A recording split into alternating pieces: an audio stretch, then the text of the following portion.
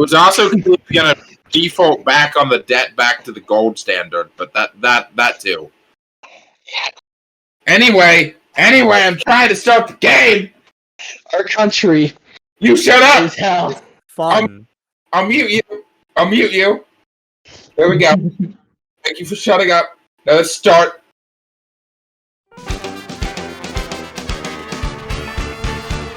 I'm sitting here in my living room and I just can't seem to shake the glue.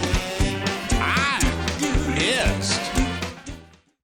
I'm trying to figure out the best way to start the session off. Okay, so you guys get to are led through the city. Gamlin leads you through across the bridge into the central, like the high town. And at first, this place is nice. You know, think like an Arabian city. There's big open stalls. There's large temple style buildings, large domed structures, lots of like kind of obelisk pillars everywhere. It's the palm trees and water fountains and statues. People wearing silk. There's more races here than you guys have probably ever seen. The only person here that's seen some of these people is maybe Mona, but like none of you have ever like the rest of you never seen a Sarush. Big lizard dudes. Never seen a Twill. These short, like 5 foot, like guys with are covered in like sharp, kind of almost porcupine-esque quilled hairs, and with like a giant fly face, like giant eyes and like the weird mandibles and tongue thing of a fly, and they're just wearing like monk clothes with these like 2-pronged stabs, and they're just walking around like you know, like medieval monks. Typhons, these big, tall, scary-looking snake dudes covered in jewelry. They're quite small. Some of them are small. Typhons are like 5 foot. Are they? Hold on. That's tall. I don't know what you're talking about. You shut up. You're tiny. All right. Yeah. Wait, yeah, no, Typhons are very small, with the females being slightly larger. 5 to 5 foot, 5.5. Okay, yeah. So like these snake dudes, they're like big cobra hoods covered in like silks and tattoos, or at least you assume they're tattoos. They might just be like scale markings. You don't know. And just absolutely decked out in jewelry to the point like they're slithering around just makes jingling sounds. They come up to like your chest.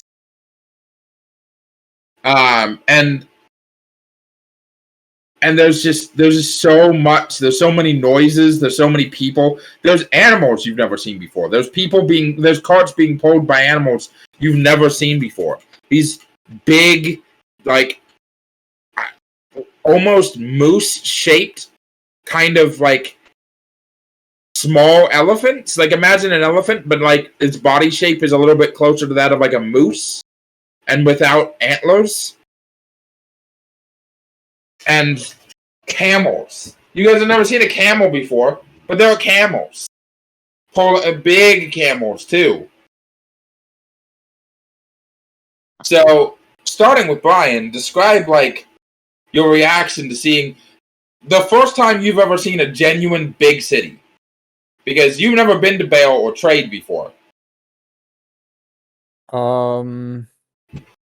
Brian at the moment is probably just like he is like paying attention to everything and taking in everything and is trying to learn as much of the customs and everything that he can, but is still keeping this kind of like air of calmness and focus to him as he just pushes on forward. But apart from that, he's kind of like acting fairly reserved and such.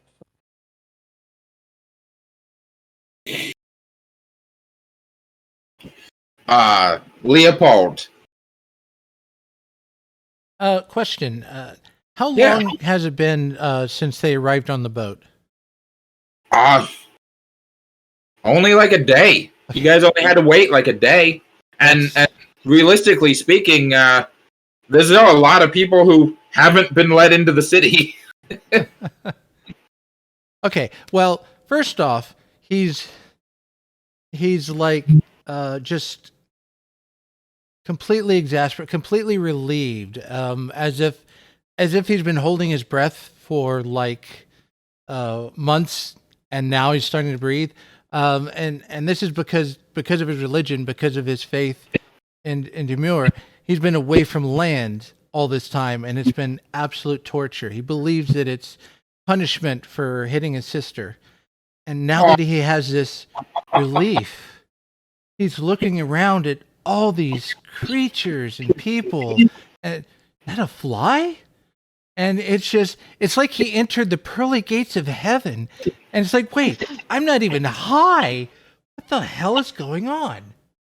And so he's just kind of completely distracted. Oh, and also for clarity, it's midway through cycle 4940. So for those keeping track of the time, the saga started at 4939, and it is now. Let me double check the day. Day 44 of cycle 4940. I know Nam is probably going to keep track of the exact day and time because they tend to do that. What day is it? 44 of cycle 4940.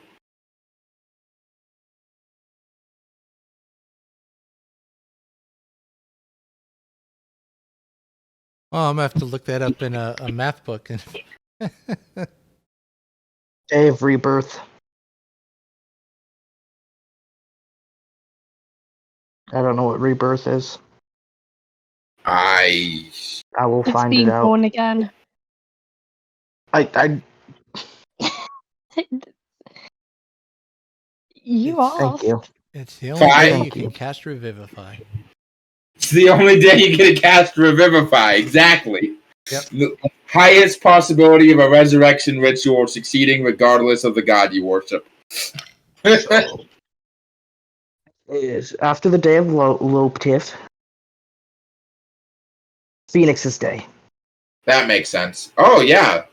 In that case, there'd be celebration as well. There'd be decorations throughout the street. There'd be like red feathered or like red paper, red streamers, and like reds, oranges, and yellows decorating all over the place. On pillars, there's like decorations, there's streamers and stuff crossing the street, like over the street. There's like red and yellow and orange lanterns hanging outside of people's houses. People are dressed in like reds and yellows and such. You guys would be able to recognize. You've never seen clerics of Phoenix before, but they would be out in the street, providing blessings and like dancing with and helping people wherever needed. Most of them would be dressed in how you'd imagine sort of like an Egyptian priest, in like red robes with like red and yellow like face paint, like a big headdress of like bright reds, yellows, and orange feathers, or like tied to their head. Many of them, however, would be dressed in this sparkly, semi-transparent armor that sort of looks like it sort of looks like when you have like a plaster cast of that like one of those transparent dice. So like you can kind of see through it, like you can like light can pass through it, but like you can't really see detail on the other side. That's kind of like a smoky colored. Some of them are also walking around with like incense burners, like filling like the streets with like a good smelling smoke as you're passing through. As Mona, how do you like this? It's a lot more uniform than trade was. That's for damn sure. But it's arguably more beautiful because there is a certain uniformity. Like it's one culture, one artistic design. It's not a bunch of puzzle pieces that don't fit together. Mona is sort of just keeping to herself. She's keeping quiet, walking slow. She's keeping her head down for the most part. Not like looking down, like looking depressed, but she's just looking straight. She's been through a lot, and she doesn't want to like accidentally stare at some Kalfar and get stabbed to death. Fair. And so she's just keeping straight and keeping her family moving forward to the best of her ability. Morrigan, how about you? Morrigan is fucking ecstatic. She hasn't seen this much stuff in one place before. She is trying to look at everything, see everything. She's like a kid in a candy shop. And she very much tries and like looks at it, like looks at all the stalls, looks at what they're selling. She doesn't buy anything, she just looks, and she sort of like, yeah, no, she's just not seen all this stuff. It's fascinating and new to her. And she absolutely does try and wander off and explore. Anybody who attempts to wander off, I grab and pull back into place. Okay. Morgan, every time that happens, she pouts at Mona and grumbles something under her breath, and then it goes back to trying to explore and wander off again. You're just constantly having to babysit Morrigan. She's not seen all Yeah. this stuff before. She's excited. Well, Mona is not very like friendly about it. She just tells you, "Do you want to get stabbed to death?" Why would they stab me? A week. No. What if no? Hey, They will. They won't. do I have permission to punch anyone who stabs her? If you're not dead, Cool. And it goes back to just They won't watching. stab me. And And then she. in the back in the cart, you hear Carver, "Yeah, we'll beat the crap out of anyone who even touches Morgan." Yeah. Yeah. please don't wander off. Yeah, I says, don't want my job to get any harder. yeah, says it's not a good idea. We can't beat the crap out of them if we don't know where you are. There's so much. There's so much stuff. We'll be looking at the stuff later. Let us get to our house when we don't have Mother here with us, suffering in this heat. But I want to look at it now. You're not going to. Yeah, I do want to clarify. Desert. It is. Despite the fact. It's the day of Phoenix in the desert. It's hot as fuck. It's hot. It's hell out here. Yeah, it's about 95 degrees Fahrenheit, which for the Brit. Let me see. Let me figure out what 95. Hold on. Yeah, Brian's probably just leading the group next to his uncle and is hearing all this and is not paying any Jordan, attention. I want to be clear. We're in a desert. It's not 95 degrees. It's like 115. And one also has to, hold on. You also have to remember that the heat isn't so much based off of the environment, but also based off of how far away you are from Nif. And the desert is only about halfway between Morgul and Nif. But it is still also Phoenix's realm. Yeah. So the average temperature in the Desert of Ash probably would not actually be all that hot by comparison. it is only halfway between the super cold and the super hot. So it would be pretty temperate by desert standards. Probably an average of about 75 degrees. Today's a hell of a lot hotter, though. I'm just saying that you should probably be able to cook an egg on the side of the road. Yeah. So Morrigan, it's 35. It's 35. It's 35 of your non-freedom units. That is hell. Anything over 25 is hell. Christ, yeah. Doesn't stop Morrigan though. Would stop me. Doesn't stop Morrigan. That's why I stop Morrigan. I stop all of you. Yes. Brian trusts whatever the fuck Mona's doing.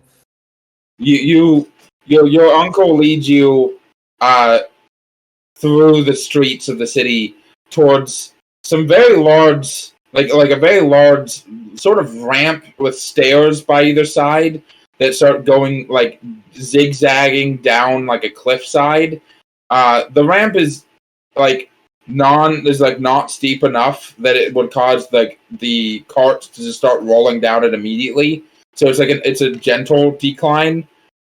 You guys can like walk along the stairs to either side if you're not in the cart. He does let you guys know there's a correct side to walking down and there's a correct side for walking up. Because because traffic. What if someone's coming up and you're going down? Then step to the side. Well, the ramp isn't like.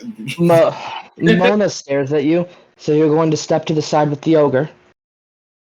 The two ogres walking side by side next to each other. You're gonna step that. Yeah, she looks at you with a smile. Exactly the smartest idea.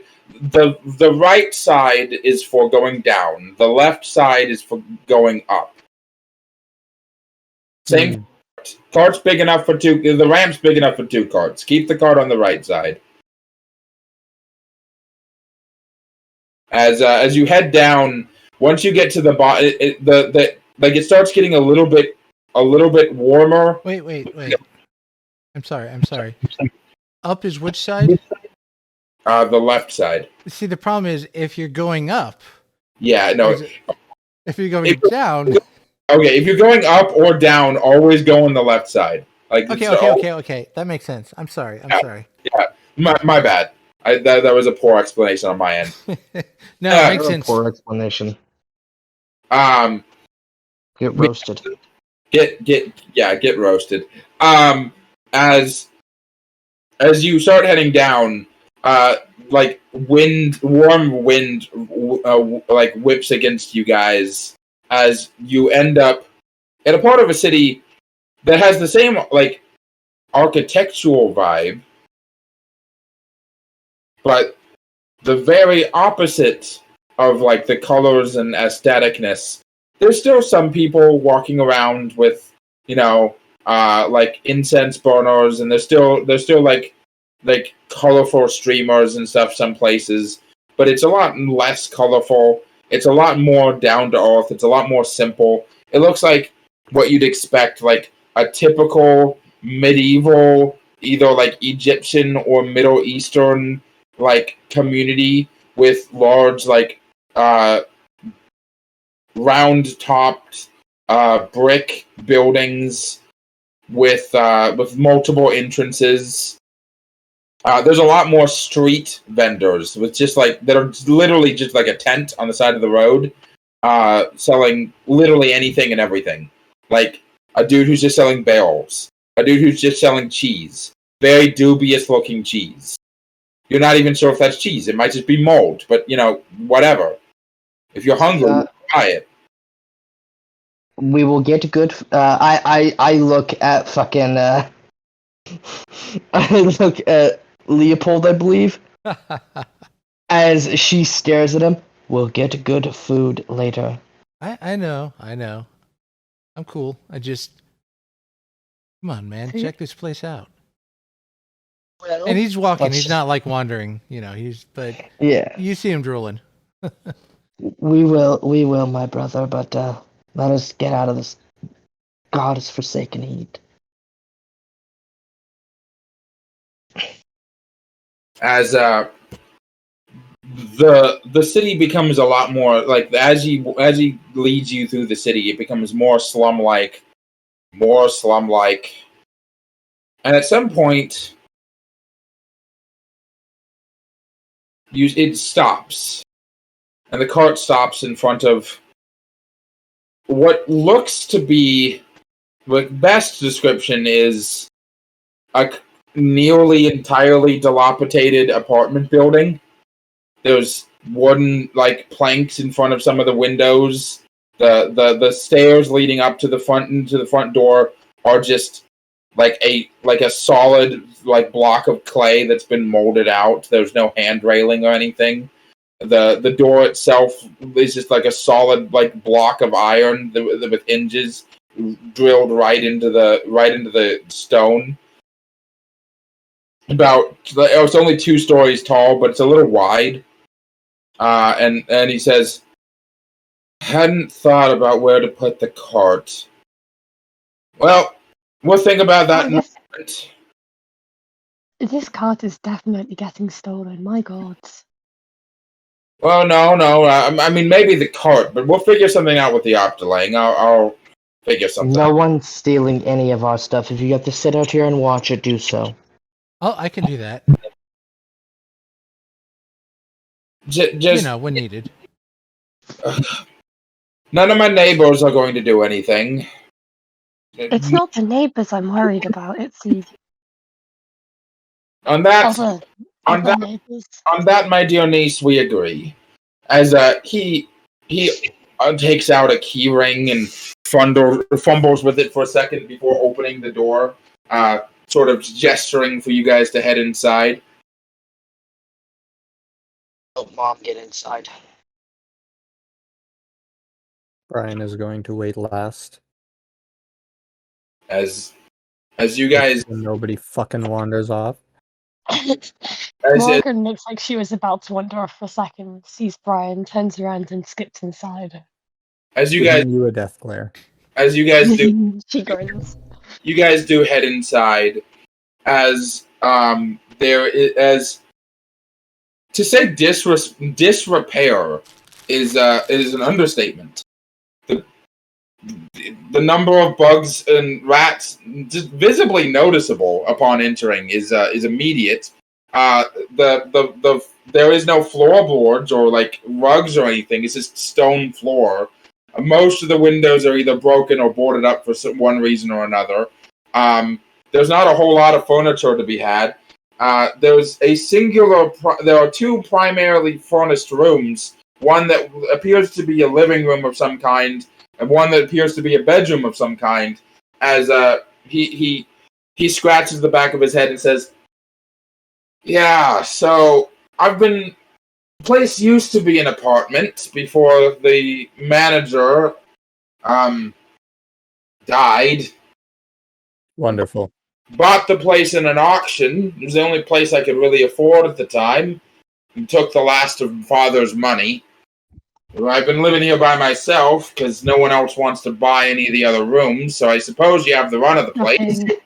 I'm going to immediately look for the largest room.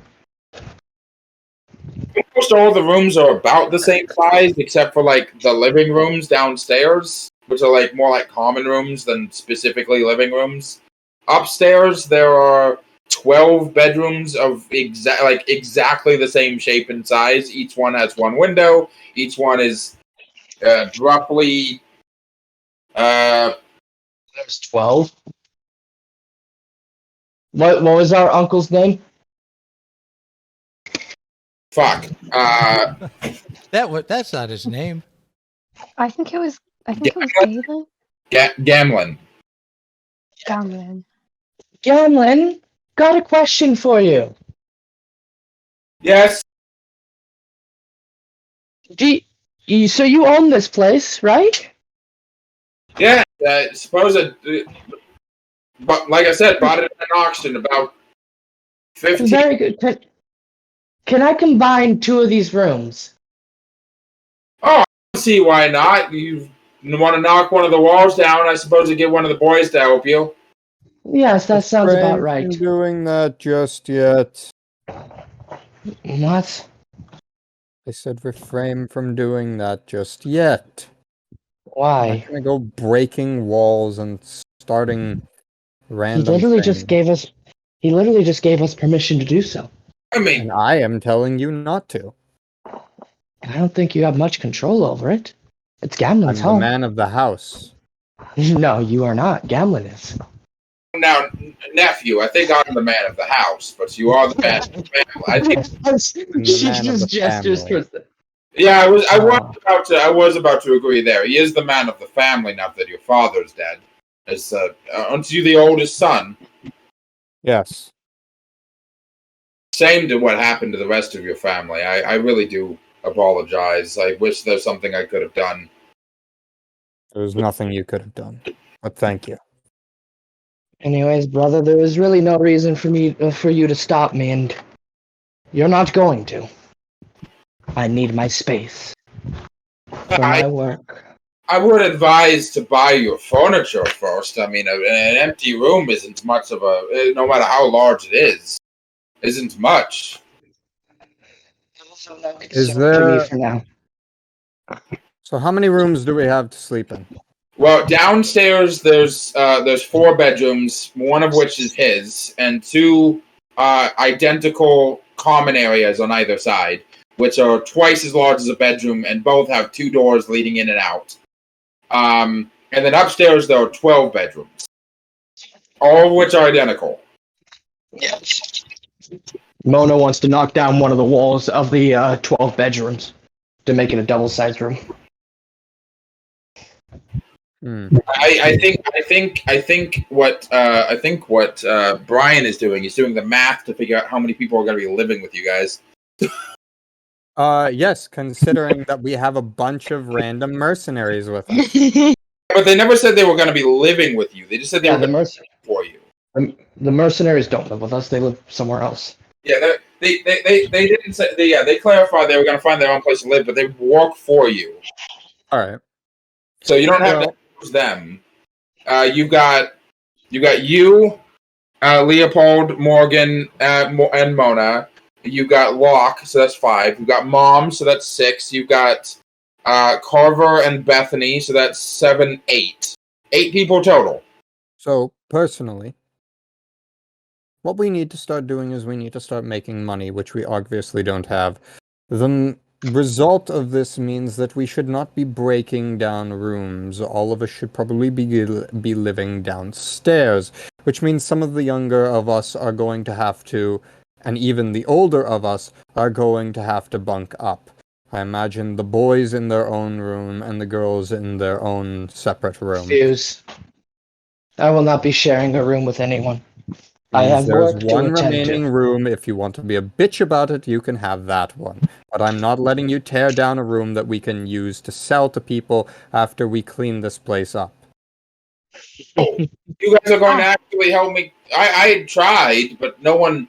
I mean, have to get rid of the. Here's my intention with the common rooms. I have been training and have been learning from my father's books and studies. I am going to use one of these common rooms as a room specifically designed to hold a bunch of medical supplies and as that I can use to take care of patients. The other room will probably be used as a place to store patients and or a waiting room for patients. The rest of the upstairs, I think we could definitely use to sell as apartments. Uncle? Yes, he's like looking at Brian like, wow, hold on. Yeah, I know. I'm also looking at Brian like, bro, you do not own this place. Yeah, he's not. He doesn't look like angry or even apprehensive. He's just like, whoa, young man. Brian just shoots him a glare like, were you going to use it for anything else? Yeah, as he's like looks over at Morrigan like, yes, nephew. Sorry, yes, niece. So, we can obviously need to sort this money problem out, as previously mentioned. Do you have taxes that I could look through? I just want to gauge where we are financial. Obviously, we're in shit, but like we're in You a can deep unboard way. any of the windows you want. Most of the ones upstairs aren't boarded up. That's not. There's also roof access. It's flat. Taxes was what I was talking about, not windows. Where did you get windows from? Wait, hold on. What is a taxes? What's it? Wait, a tax is not a thing. Oh, Texas is where I'm living. I said taxes. Spell it.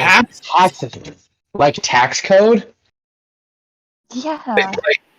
Why do you need to know what the taxes are right now? You're not paying any. Oh, property tax. Oh. Because what Morrigan wants to do is she wants to handle the finances of everything. Oh, okay. You don't do that. She wants to though. So Okay, well, yeah. I mean, he'll give you a nod and be like, okay, hold on. I'll show you my books in a minute. That is proper woman's work anyway. Working with numbers. I don't like doing it. That's true, but okay. she grins at Mona. As it's over and now I want to make it clear. I'm more than happy renting out as many of those rooms upstairs as you guys aren't planning on using. But you already have a job with the Red Irons, and it starts tomorrow. You're gonna make you're gonna make a lot of money helping on the side. Like your regular mercenary work, obviously that's pro bono, but like they're gonna pay you for medical assistance. That's on the side there. And I don't really want a bunch of sick people in my house. Yes, brother. You're overstepping your boundaries. There's a reason I asked if he's okay with it. He said he is. I will find someone to help me with it. Now, I want you guys to be comfortable for and foremost. So I want, if you need a bigger room than what we got upstairs, turn two of them into one. I was gonna give my dear sister one of the rooms downstairs because I know that it's a little cooler downstairs. She's a little older than the rest of you, so she's my age. It's more comfortable for both of us. If the ladies, if Mona here wants to knock the other two bedrooms downstairs, that way not impacting the upstairs at all, then I'd encourage that if that's what she wants to do. So you can have the other downstairs bedrooms. The rest of you can take whatever bedrooms you want upstairs, and then we can sell the ones that we aren't using. But I don't really want to turn my apartment into a hospital because I don't think I'm really zoned for that. I don't want the guard coming on my butt about some illegal barber business without, the licensing and stuff for it. And then on top of that, you're going to get more customers working with the Red Irons. They're going to give you where you need to work. Like, I don't see the point of it. Can you explain the point of it? The point of it? The point of it is so that we can make extra money.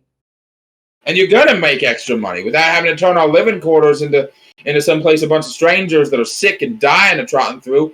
I thought you... And then Very well, nonetheless. Yeah, I was attempting to... He folds his arms. I thought you cared about your family. What... Hasn't it crossed your mind that having a bunch of sick people where you live might get one of your sisters sick?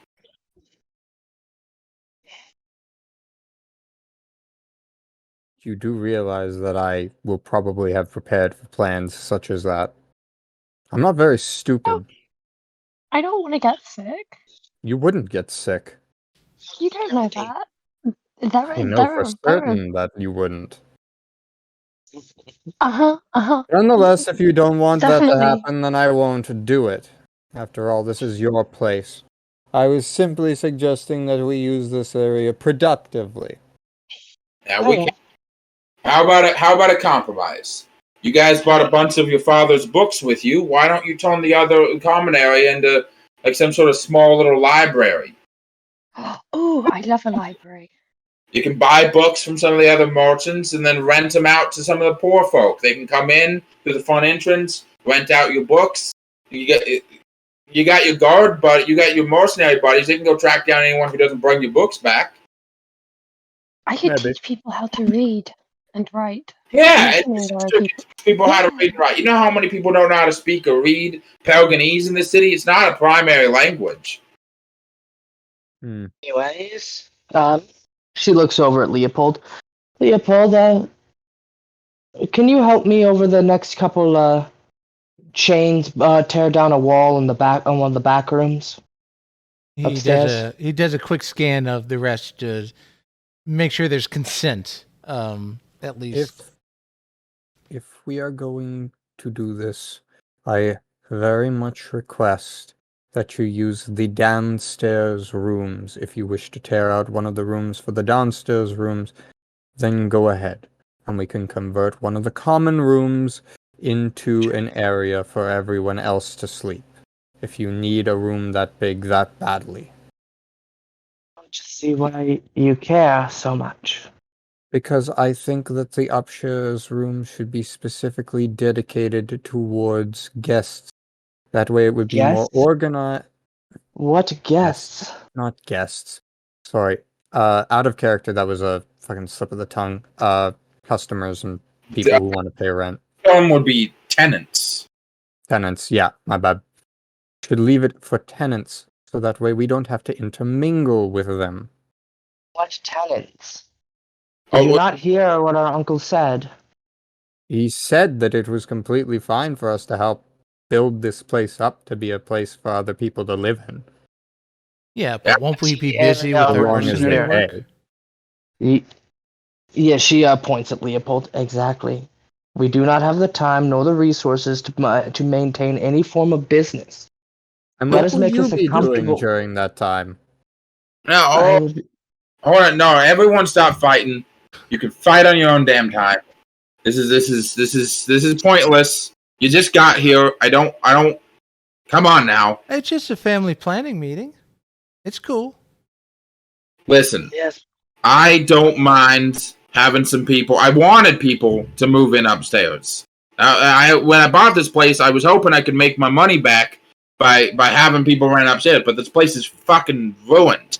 Having you guys here slowly over time fix the place up a little bit at a time until it's no longer a shit stain, and then having people move in, that's a wonderful idea. Brian's smart for that. But also, Mona's right. It's not an immediate thing. It's not a 3 days from now someone moves in. So Brian's got to pipe down his expectations a little bit and realize this place needs a lot of work, a lot of grease, a lot of spit and elbow. Whatever. I Precisely. expected this all to happen in 3 days. I'm talking about my long-term plans. I never do And- short-term plans. And one day, brother, one day I might move out of the room I make up there, and then someone, when it's all nice and pretty, which you asked what I'll be doing, I'll be making this place livable. She says, looking at Good. you with a smile. One day, somebody is going to have a nice little executive room where they spend a bit extra to go sleep in. He raises an eyebrow. If you're so concerned about it. I don't intend to live here for the rest of my life, you know. I'm going to find my own home. Neither do I. And then let's stop worrying about the far future and start worrying about the now. Let's make this place comfortable for us to live in so our mother can grieve in peace. We just lost our family. We have enough to sell. We have plenty of resources to make money. You guys have jobs. We don't need to be thinking about the far future. We need to be thinking about the now.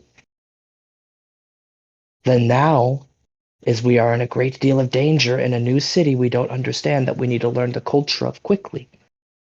A nice little library where people can come in and we can talk to and teach them would be helpful for that. I think Morrigan would do great with that. Leopold, you can Yes, I think you would. You're a very sweet person to be around. Leopold, when on your free time you can make a garden. Maybe plant some trees for Demar. Make this place nice. Dude, the moment you said that, his face lit up. Like, that is exactly what he was hoping you would ask. Oh yeah, my roof is flat, so you could like put some gardens up there on top of the roof. Now, question on that. Are we in the middle of a city? Are we in a rural area? Are we in like a desert or forest? You guys are in the middle of an Arabian city slum, about 25 to 30 minutes walk away from the ocean. I imagine it's like those sandstone buildings you see in Middle Eastern movies. Yeah. So it's not like you have a nice garden outside your door, often on the side, or you're gonna need like a rooftop garden. It's gonna be super cool. You're gonna need to put some real work into getting the garden to actually grow, because like once you went down the stairs into like the lower city, you didn't see any fucking trees. Brother, I don't mean to usurp your position. I'm not trying to do that. But, you can be a bit overbearing at times. Let us grieve. Let us work. Make our home nice. And then help our, dear uncle, who's giving us quite a bit of, generosity here, get out of the rut he's made for himself. Actually, this is an almost perfect image of like basically what Newport looks like. Yeah, let me just post it in. Yeah, I will say if you have plant command, it's actually not going to be extremely hard for you to actually get to grow the stuff. All you need to really do is get it prepared, which would be the hard part, like getting the dirt and stuff that you can use to plant. Yeah, I like that. Okay.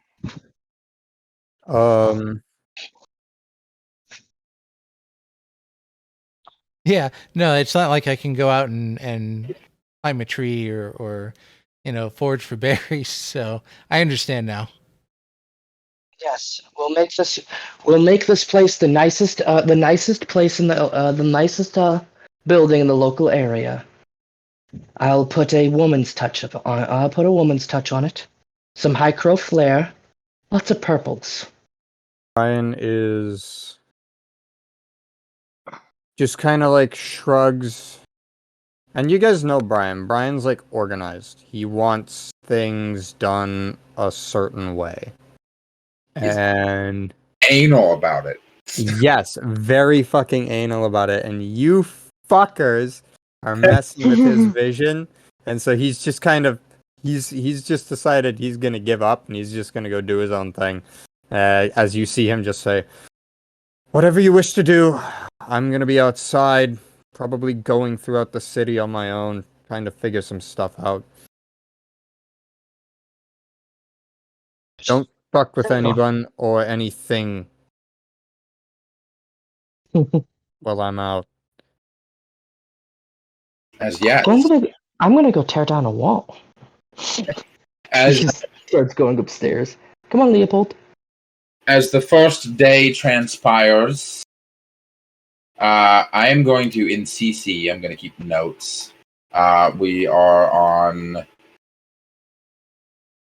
day 45, cycle 4940. Leopold cracks his knuckles. Let's do this. Alright. We skip ahead a day and Locke has been asked to do something different than you two. But Carver, Brian, and Leopold is and Locke, but Locke has a different assignment. It's all of your first day as members of the Red Irons. This is your test to make sure that you're actually good enough. You have agreed to join the Red Irons. You've agreed to the contract, but they haven't seen any real proof of your capabilities yet. Normally, the Red Irons have a pretty high standard of entry. As you arrive at the headquarters, which is in the lower city. It's a multi-tier. It's actually several buildings that are kind of like connected via like second-story wooden like bridges between windows with like a little alcove seating area in the middle of all of the multiple different buildings. As the captain, that large ogre man with the eye patch looks down at you guys. All right, maggots. I like it. Humans, welcome. Your first day. Sir, yes, sir. Enthusiasm, I like it. What about you?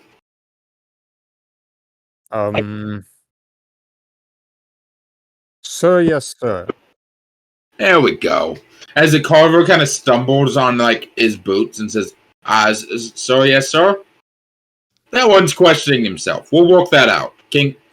Knock out the kinks. Alright, you ready to cut your teeth? Yes. Got a job that only 3 of you can do. Because no one in the city knows your red irons yet. Which means you can do something none of my men can do. We're not really cutting our teeth, are we? No, you're not No. cutting your teeth. Yeah, let's do this. Alright. So, told your brother to go do something else. A little bit easier than the rest of you. Not because I don't respect him or anything, but because I don't want to have any of my men having to sacrifice any of their value. And I'd feel real bad if the Pelganite had to break Pelgan rule number 1. Number 1. There's So we're going after a human? Fredericks Knox. Recently, he gave us some real bad information on a job. His father hired us to do something. He was supposed to give us the intel to get the job done. And he gave us horrible information. Got 5 of my men killed, 3 more of my men injured, 2 of my men got lost in the sewers for days. I see. His father gave me the green light to deal with him however I want. Because guess what? The job was real fucking important. And because he gave us bad information, we fucked up. Now, gracefully, Friedrich's father recognized it wasn't our fault we fucked up. And we're getting an opportunity to do the job again. But before we do the job again, I'm getting rid of that little rat. So, he claps his hands together. He's down by the lower docks right now, waiting on a ship that's going to take him out of town.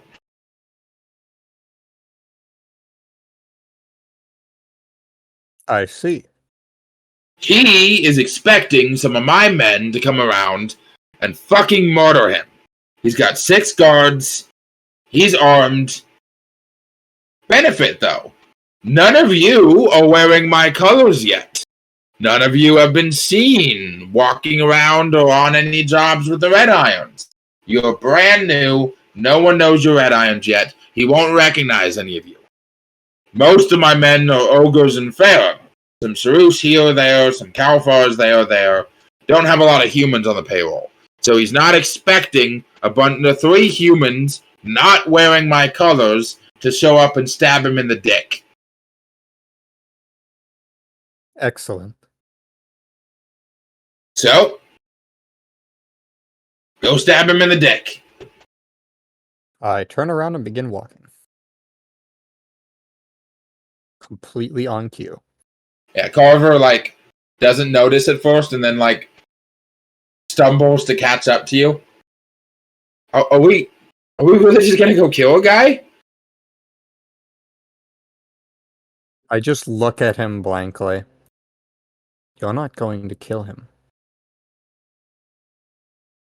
Oh, well, what about his guards? Them? I'll have to think about this. It'll be interesting. A challenge. I like it. Leopold, what do you think?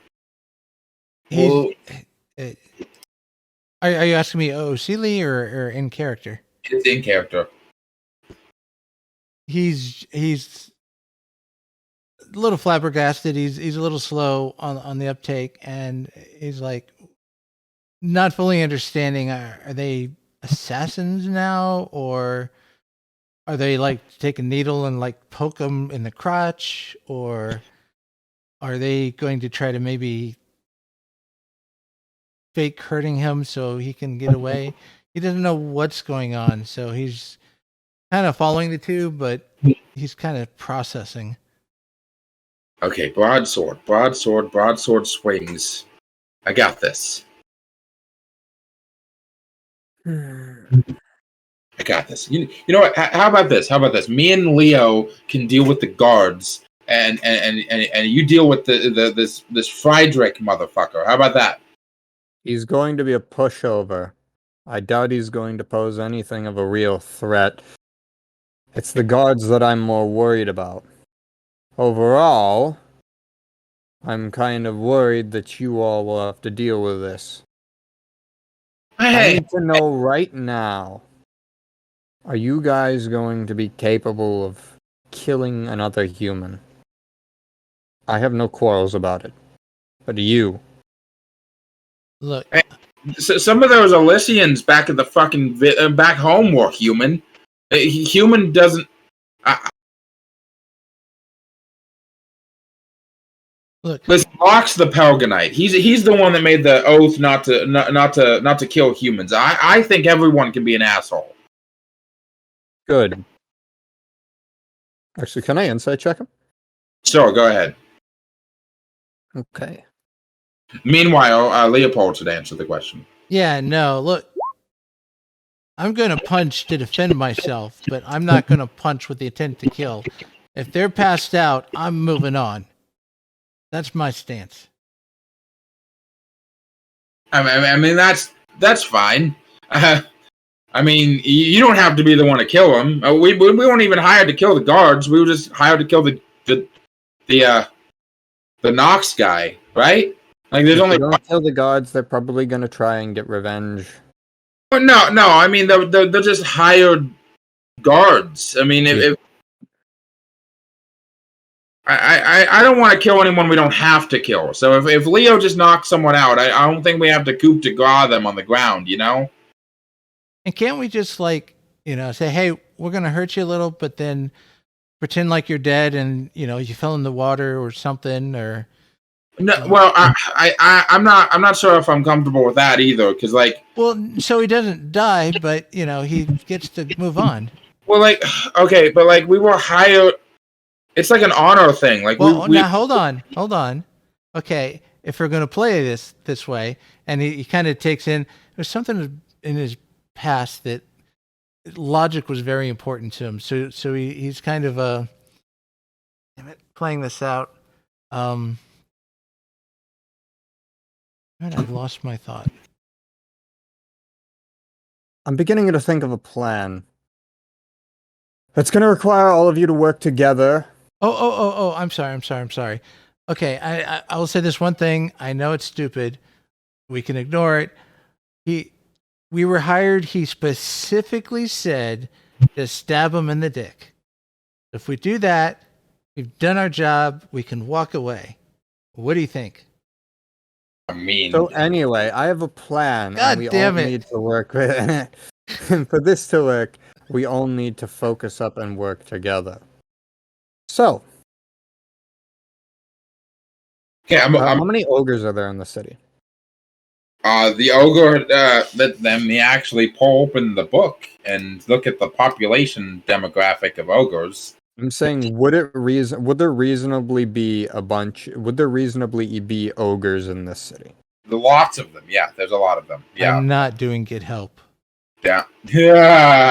Let me actually, I want to pull up in the book and see, because this is Saga book. There we go.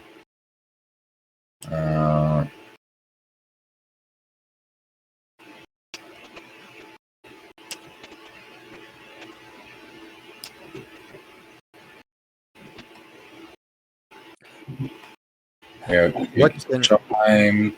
That's a Buganoga, there's Rash. Leopold. Hmm? What can you do with your mysticism? I'm sorry? What can you do with your mysticism? Oh, Power is given to you. I guess I would. He would icily, or in a way, icily explain just some of the, you know, at night he'll summon his earth spirit to chat with. I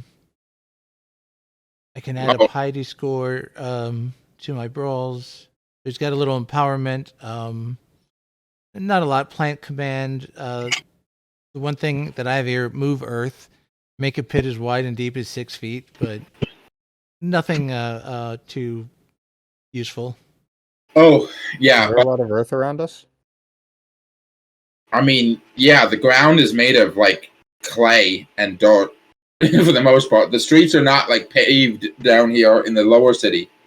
Yeah, Leopold is always barefoot because he needs to have that touch with the ground.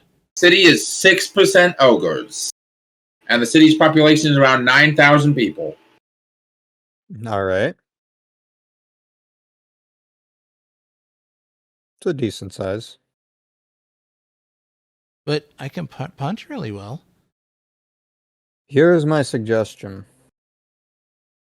One of us, probably myself, most definitely should be myself, should be the one to run up to this man and convince him that we are actually someone who is willing to help. I wouldn't say run up because that would elicit the opposite effect. You know, No. maybe casually, hey, Here's get the reason attention. why. Because one of you is going to somehow start a brawl or argument with some ogres, getting them and leading them over to where the group is. They will see the tall heads of the ogres in the crowds and not see their armor or anything, and will most likely realize that they're probably about to be attacked. Thus, their guards might try and defend them. I can possibly try and lead him into a secluded secret area where I can take them out, and the ogres and the guards will fight and kill each other. Yeah, but there'll be consequences if we try to pick a fight with ogres. This is why I'm asking what you can do with your magic. Well, not make ogres fight each other or people. And you trip someone into one of them. Get them riled up. Use the ground. Create a rock that pops up and trips someone, bashing them into them. Make fun of them from afar and find a way to escape very quickly. He looks at his brother. He wants me to throw a rock at an ogre. No. Brian. Okay, all right. I hate to sound like I'm doubting your strategic logic here, but the reason they sent us, okay, there's 7 dudes in total. None of them are expecting us. If he sent us, then he expects that we're going to be better fighters than all, like, that we're going to be equal to those 7 dudes, right? Which we are. Like, we're pretty good. We like, with Mona's help, and I kind of wish he was here right now, but like, with Mona's help, we killed that big monster. That was awesome. Like, we can totally take 7 dudes. But the point is not, if someone that they recognize comes in their view, they're going to attack. Even if we come out, there's still a risk of attack. No. The purpose is not to fight, but to enlist trust enough to get close to him. So they're not part of the Red Watch. They can come closer. We're just a few human dudes. We don't even like look that impressive. Like, you're not even doing all that much. So we just like walk up and we're like, "Sup, dude? What are you like? Arbor. You're waiting on a boat? Like, well, that's cool. Arbor. What? I'm specifically trying to come up with a plan that will keep you two out of the combat. We don't need. No, I want to fucking fight, dude. We'll fight. What do you think? Joining the Red, we're all gonna have to fight. We just throw a rock at an ogre. That's gonna start combat on me. Yeah. That's putting Leopold in more danger than if we just walked up and said, "Hey, the Red Iron send their regards," and stabbed the dude in the dick. Like, come on. We have the element of surprise. Like, if we're gonna throw a rock at someone, we throw the rock at them. Hey, do ogres wear shoes? Sometimes. Maybe I could like tie their laces when they're not looking, and that'll kind of start something. I don't think you're sneaky enough for that. Oh. Okay. Maybe Morrigan when she turns the halo off. She's kind of quiet. Anyway, no, we should just walk up and be like, "Sup, guys, you fucked up." And then, while they're confused why we said that, we should just hit him. Like I'll target one of the bodyguards. Leo will target one of the bodyguards, and we'll just hit him. And then you just stab the dude before he can react. And then we take out the other bodyguards, and then we win. It'll take like 3 minutes. We don't have to overcomplicate things. Well, it's a good day to die. Yeah, I mean, if we're not good enough to take these guys on, then we're not good enough to join the Red Irons to begin with. And maybe it's a test. Maybe those are red irons in disguise to see what we'll do.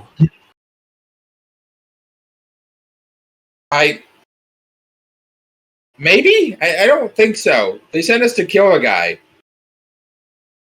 Anyway, come on. This is. I'm tired of talking. This is boring. If you two get too badly hurt, run. I mean, that I agree on. I don't want to die, but yeah, no, we're we gotta drop our dick on the table. Come on, this is a new city. Is there like law enforcement that'll come after us for doing this, or? I don't know. Calfars don't seem to give a shit about crime. Oh, really? I don't know. Depressing. Whatever. I love Morrigan in chat. I think that they should just walk up and stab the guy in the dick. Well, that was the plan, and then walk away. That is what Mission she would say complete. if she was there. You know what? I genuinely think this is hilarious because Brian's over here trying to think of some big brain scheme, and then they're just like, "No." Brian's trying to keep his fucking friends from dying. You're bad. You guys stab him in the dick. danger. All right. So Anyway. do you guys get down to the docks, and you see the dude? The dude he's kind of. Paranoid. You see a clearly nobly dressed like Asian guy with silvery white hair that's tied up in a ponytail. He's wearing leather armor. He's clearly overweight, like 250-ish pounds.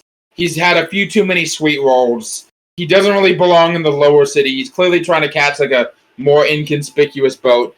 You don't see any There's a few dudes standing around him wearing entirely ununiformed armor. Like, these guys clearly are not, like, together. They're not, like, part of any, like, group of mercenaries or bodyguards. They're just random individuals he hired. There's 2 Calfars, an ogre, 2 humans, and a Sarush. The dude you're supposed to kill has a broadsword on his hip. One of the Calfars has a flambard. One has a military fork.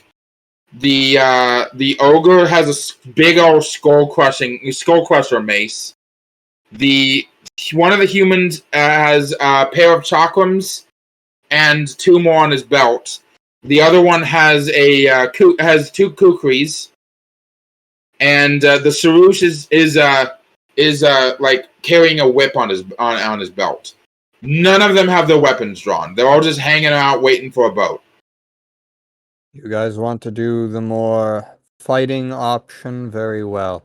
Disperse yourselves into the crowd. We'll flank them. Wait, hold on. I have an idea. You want to be strategic about this? I got an idea. What? Use your magic. Get some of his guards to leave. No, come on. Dad's not here to bitch about it anymore. You don't think I already plan on using my magic? I just don't want you to fucking talk out loud about it. Okay, fucking fine. As I say that to him, he sees as I cast magnetism on myself. Yeah, he like raises his hands like, "Oh, okay, fine, fuck, jeez." As he's like, "All right, who do I go after?" I'm thinking ogre. Take the ogre out first. Yes, that would be a very good idea. In fact, who's the biggest man? Who looks like the biggest and strongest there? The ogre. He's The wearing. ogre? He's got a big skull crushing mace. I'll take care of the rest of these guys. Both of you, focus on the ogre. If this target decides to run, don't bother with the ogre, chase him. Take care of the rest of these guys and figure something out. As yes. Brian has asked them to disperse into the crowd so that they can flank the fucking back. All right. Leo, roll me a stealth moving through crowds. Oh, stealth.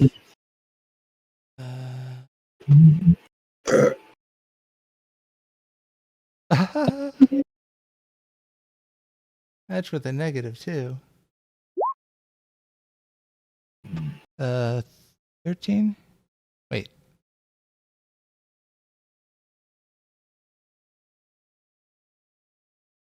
I didn't see the results of that. Did you? I didn't look. Oh, let me check.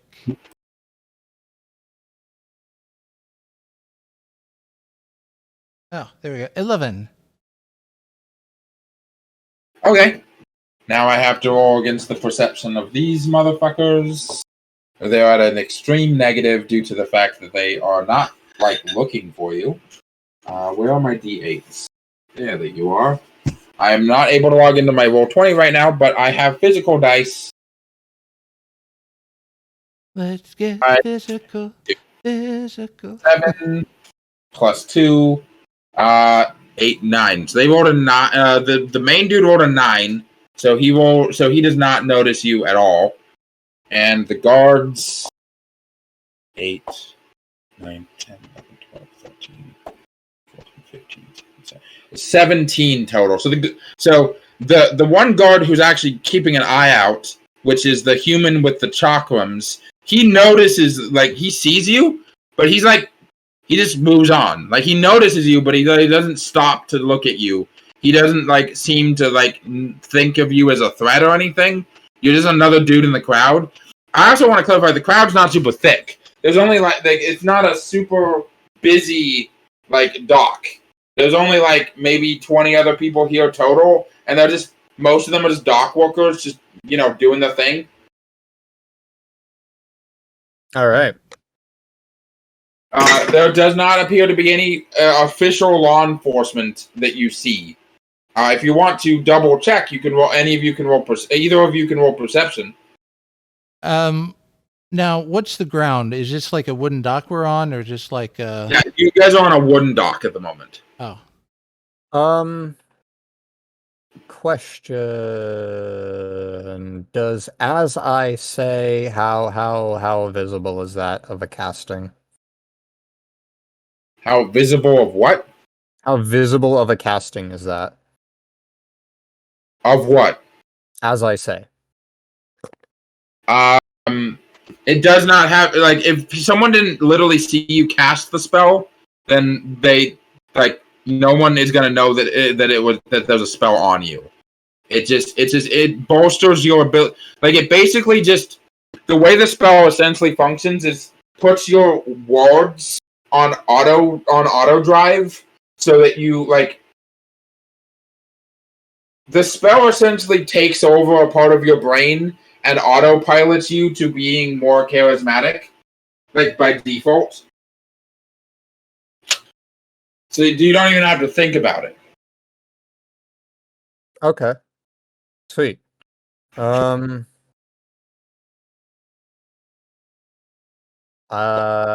They are going to know exactly when I am going to activate this, because I am going to walk up, get about 10 feet away from them, make my presence very known, not because I said anything, but because I am going to immediately make a whipmaster attack at them. And I'm gonna try and wrap my whip around one of their necks and pull them in close to me. You just walk up and just pull out the whip and just slap. Okay. You're against his static because he was not, prepared for an attack. Go ahead. I need to check the fucking shit on the Nightmare Whip real quick.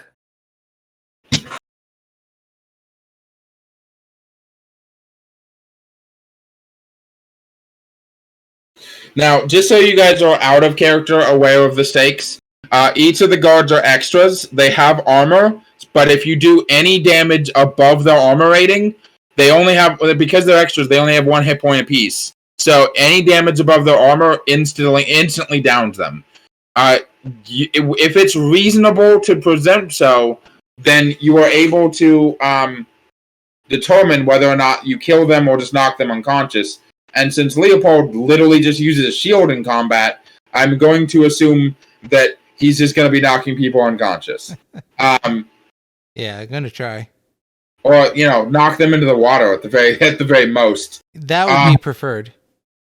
Oh wait, hold on. Hold on.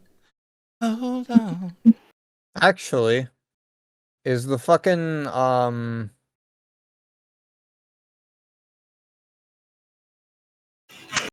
is the main guy like capable of being grabbed by my whip? I mean, yeah, everybody is. Okay. I'm actually gonna hit him then. Yeah, I want to clarify, the whip master isn't gonna grapple him. It doesn't whip around and hold him. But whip master is able to either silence or blind him. If he's blinded, he takes a -10 to all penalties. But that's assuming you hit, which you probably will since you're static. Yeah. You cheating fuck. Actually, Dan? Yes? What'd you roll? Cinematic flare. Ah. Why are you using cinematic flare? Yeah, why would you even need to use cinematic flare here? You just have to beat a 10. You just have to beat a 10 and you hit him. No, but it does it with a flare, and that makes it more memorable. All right. You know what? Cinematic flare is entirely up to me. So you just attack, and I will determine whether or not you get a fucking bonus here, motherfucker. That's how this works. Yep. All right. I'm completely down with that. Guidance. Shut the fuck up, Sabinrab! As Brian walks towards it, there's this parting in the crowd as there's this moment of time slowing as he pulls out the whip and begins to spin the tip around a bit. There is this moment of just slowed silence as people begin to look over, and as the guards begin to look over. There's this moment where they are like, oh fuck, and are beginning to draw their weapons as it is too late, as he spins the whip and releases it, flinging it over. One of the guard actually no, it would be it just goes in, and it goes straight in between two of the guards, as it just it doesn't even wrap around his neck. The tip of the spear stabs into his collar. As I move forward one step, whip the whip up and wrap it around his neck once, and just drag him forward as he just gets pulled and pushes through two of the guards, nearly falling to the ground as I lift him up, the whip ripping out of his shoulder as he comes right up and is lifted up to where he's standing right in front of me. And then I grasp his the bit of his shirt with my hand. I'll give you the cinematic flare bonus on the attack purely because you put yourself in an unfortunately disadvantageous position by describing that the guards actually drew their weapons. I was gonna give Leopold and Carver attacks before the guards drew their weapons, but the guards are no longer on static defense. Well, they're always in static defense because of the guards. But now they have their weapons drawn. Yep. So with cinematic flare, that is a +6, so that is a 25 to hit. You Against boost his static. that 25. That's 15 above. So what is he? What do you boost on? Boost on 4s, so I believe that is a 3 boost. Yes, that's 3 boosts.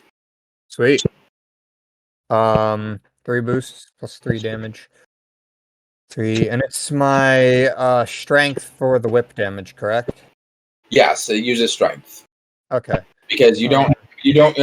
Thank God you have not figured out yet that precision strike and whips are just go fuck yourself. Anyone wearing armor. I will say though that the precision strike whipmaster build is great against people with armor, but it doesn't actually do that much damage because precision strike foregoes your strength bonus to damage, instead replacing your int to armor penetration, and that is not something you can just determine whether or not you're using it at the moment. It permanently changes the way. And then you be me and add Sadist of the Morning Star. That is 8 damage, 1 armor surpass. 8 damage, 1 armor surpass. You boost 3 times, so that's 1 armor damage.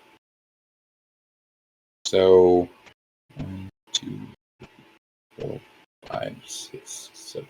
Doing 7 damage. Okay. Am I able to cast the spell on him? Not this turn. That was your turn. Alright, cool. I'm fine with that. As now we are, however, going to roll initiative or reaction, whatever the fuck. Starting with Brian. 12. Leo. Is that 2d8 plus your reaction? Yep. 15. Carver is 7, 8, 9, 10, 11, 12, 13, 14, 15, 16. 1 above you. Frederick is 4, 5, that's 9, 10, 11, 12. And the guards are 6, 7, 8. Dead last. Meaning it goes Carver, Leo, Brian, Knox, and then the guards. Sweet. So Carver is going to make an attack on the ogre because he's got to prove himself to be the biggest man in the room by attacking the 6 armor rating Skull Crusher ogre. 6, 7, 8, and 6, 8, 9, 10. And then he has 17 to hit. That does hit the ogre.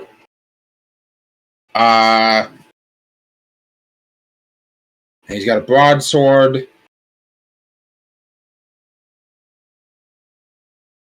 That does. Alright. So he hits the ogre. With the sword clanking off the armor, doing no damage. So the ogre is now focusing his attention on Carver. As Carver slowly backs up, he's like, "Oh, that didn't work." As Leo, it's your turn. God. I'll tell you what I was going to do, and then I will tell you what I'm actually doing because he was called out for help. So he was going to kind of try to run over and oh my God, what's going on? And then as he gets close to their target, he'll pretend to trip, oops, and then try to stab him in the dick. He needs to be very specific about stabbing him in the dick. Yes, that's what I was going to do, but since he engaged the ogre, Leopold just gonna run up and take a swing. Sorry about this. At the ogre.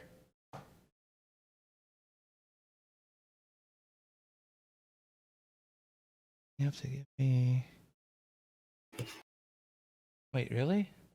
Yeah, let me open up the book to make sure I know the shield stats.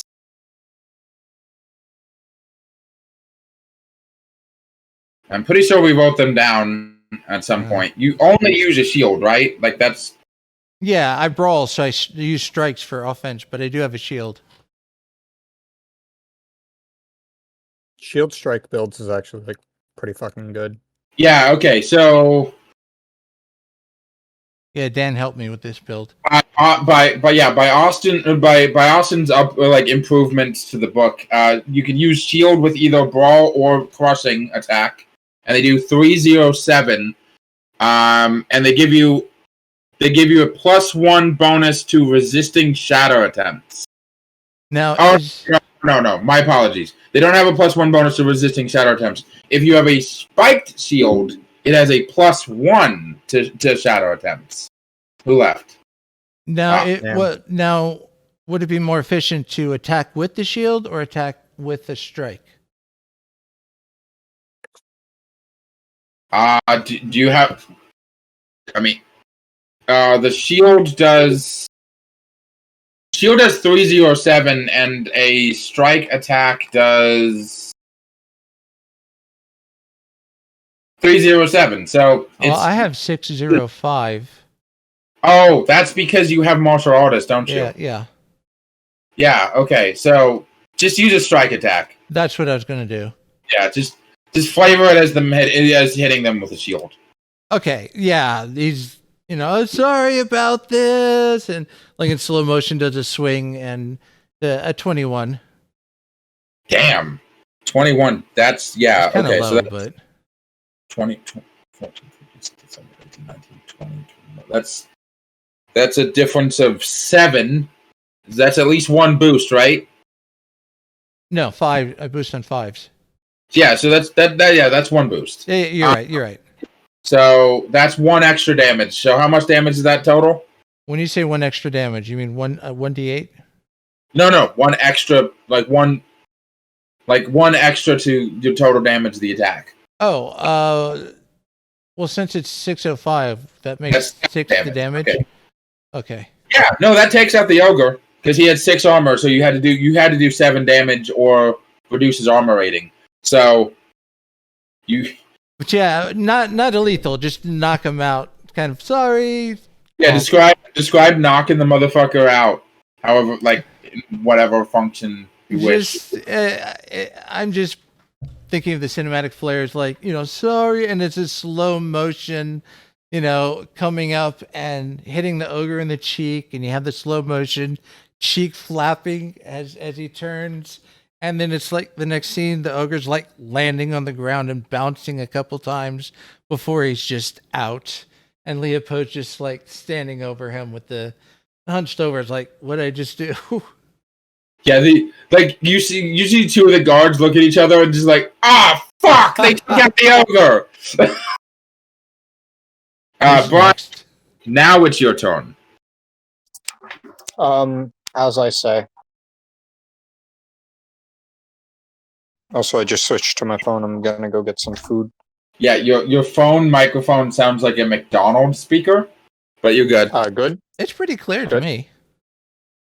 I'm just gonna make my diplomacy roll for as I say before I leave my PC.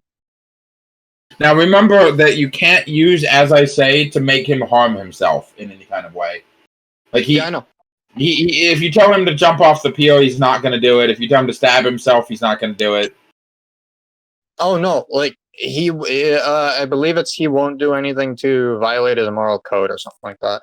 Either way, I'm not gonna tell him to hurt himself. Okay, just making sure that you remember that, because I've had a few people in the past use dominance powers and tried to make people hurt themselves. I'm like, the earliest you can possibly make someone kill themselves with dominance powers is like status 7. But what if they like hurting themselves? No. You can use passions to make them, I believe, hate themselves. I mean, that's Passion. status 3, but in order for them to have enough hate But, in like, themselves to kill themselves, they need to you need to roll really good on them. yeah, it's just easier to do at later levels. Anyway, I'm going to roll 30. Now, he does not have a negative to his meditation roll because you silenced him. You did not blind him. You silenced him because of the whip hit his throat. Sweet. So, 8, 9, 10, 11, 12, 13, 14, 15. Oh no, I'm just in a game. 19, 20, 21, 22, 23, 24, 25, 26. 20. He rolled a 27. Seriously? He got 1-8. Fucker. Oh well. Battle of the Titans. I still beat him because I got a 30. Okay, cool. Boost on him, but you did. So you get to give him a 1-word command, right? A 1-word command. I'm gonna tell him. I'm gonna tell him sit. Yeah, you grab onto his shirt, you pull him in. You vaguely are aware of Leopold knocking the ogre on his fucking ass, unconscious behind you. You just in this snaky, like angry kind of tone. You just tell him to. Actually, no. Change my mind. I'm gonna tell him to freeze. He just kind of just freezes in place. He just stops moving. They're still breathing. His fingers move and stuff like that, but he's not going anywhere. He's not saying anything. He's not even his face isn't even really moving except for his eyes. Okay, sweet. Next round, I can cut his throat. As it is his turn, but he ain't really able to do anything. So the guards, they're next. So first one, the Calfar with the Flambard is going to try to hit you, Brian. Good. 9, 10, Someone roll me. I don't remember what fucking roll I have. He rolled a 16 to hit you. Let me run back over to my fucking PC and then roll real quick. I believe I think most of them are gonna attack me, right? Just so I can know how many I have to roll. About half of them, probably. Okay, cool. 15. What did he roll? 16? He rolled 16, so he just barely hits you. So that's 5 damage, 2 armor surpass. Can I say that I am hiding behind this guy? No. Alright, that's fair. Wanted to see if I could squeeze in my, survival bit. What was the thing? 5 damage, 2 armor surpass. Do I have any armor? I don't know. Do you? Because I have basic armor training and armored magus. Okay, so what armor do you have? I don't think we ended up discussing whether or not I have armor. I will just say I will just fudge it and give you the best light armor in the game. Actually, you know what? In order to prevent you from having any armor penalties, I'll just give you Quilted Jerkin, which means you have an armor rating of 3. Armor rating of 3. Okay, I'm just gonna put that to 3. It's just padded cloth armor. Okay, and how much armor surpass was it? 2. So you take 4 damage in total. 4 damage. Alright, I am at 23 HP. Alright. Still standing strong. Look how far with the military fork is also going to attack you. 7, 8, 10, 11. Again? A 15 to hit. 26. Alright, you dodge that guy. So those were the 2 guys on either side that you pulled the Nox guy through. And they both attacked at you. And then the dude with the chakrams is going to throw one of his chakrams at you. Alright, I'm rolling again. He only rolled an 11 to hit you. Oh, ha ha ha. He rolled also rolled an 11. Defender wins. So describe barely dodging of a Tron disc being thrown at you. Okay, so first of all, what was the first weapon that I got hit with? a flambard, which is basically a very large sword that's wavy. All right. So the first thing that happens is I'm like standing there. I've told this guy to freeze, and like I only just realized at the last moment out of the corner of my eye that there's a big fucking sword swinging at me, and so I like managed to duck out of the way of like the proper like full hit, but I still get hit, and it still like hurts as the sword just like fucking buries into my shoulder. With that, however, I proceed to dodge out of the way, like push the sword out of my shoulder, and then like dodge out of the way of the military fork that got thrusted at me. Yeah, it's and big. then Yeah. the final thing I do to avoid the chakrams are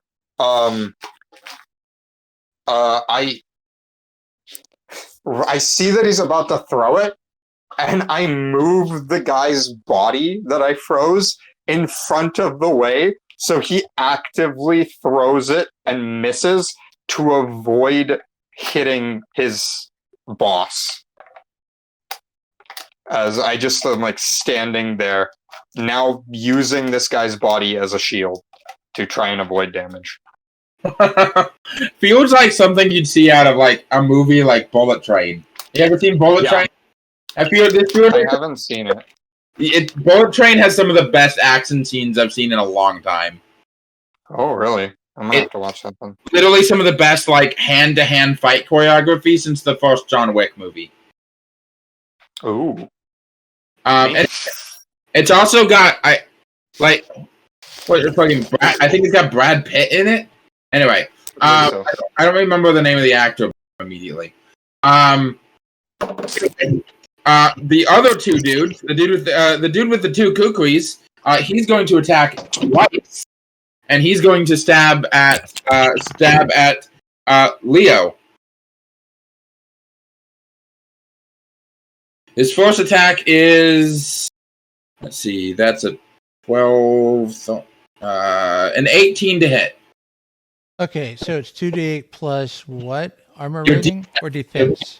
Defense, yes. Really? Yeah. Oh, that's a 31. Jesus, how did you get a 31? Well, I boosted, and I have a plus 13 for defense. You rolled an 8? A 7, an 8, and a 3 plus 13. Damn, dude, lucky roll, good roll. All right, so that's you avoid the first like knife being thrust in your direction. I assume using your shield. You describe as soon as I'm done making the second attack roll, which is gonna that's awful. He only rolled an 8, a 5 and a 1 with a plus 3. 19 because I got a 1. All right, so a human dude with two like carved daggers is coming at you, dual wielding them, swinging them both at you.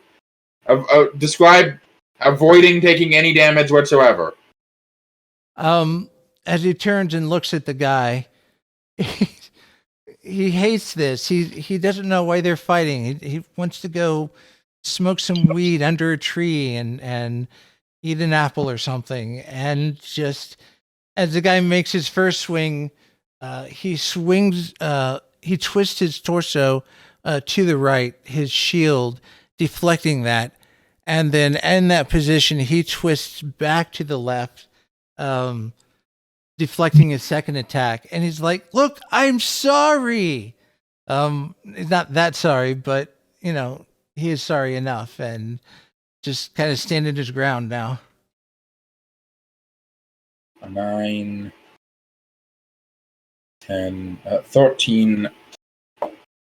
Oh. 8, 9, 10, 11. When the DM starts counting, I get worried. 17, 18. There's too many dice, Marisha. Oh, the Sharush tries to whip at Carver, and Carver just like blocks, dodges out of the complete barrel rolls out of the way like a Dark Souls character. Okay, so like the mercenaries are harder than I thought. Okay. As back up to the top of the round, it is Carver's turn. He's gonna get a little bit of revenge on the Sharush. 3, that's 8, 9, 10, 11, 12, 13, 14, 15 on the attack roll against the Sharush. Sharush blocks. So yeah, he thrusts his attack as the Sharush kind of like does this like the baton swirl thing, using his whip to kind of catch the sword mid thrust and like twist it to the side, trying to disarm Carver, but Carver's able to maintain grip of his sword. He's just kind of like knocked to the side. Fuck! What is this dude? I don't even know what he is. As Leo, your turn. The guy we're targeted, is he close enough to me? Or close to me? The dude that attacked you, or the dude that's currently fighting Carver? The one that we were conscripted to kill. Yeah, he's like 10 feet at most. All right, so Leo is actually going to pull out a dagger and try to stab him in the dick.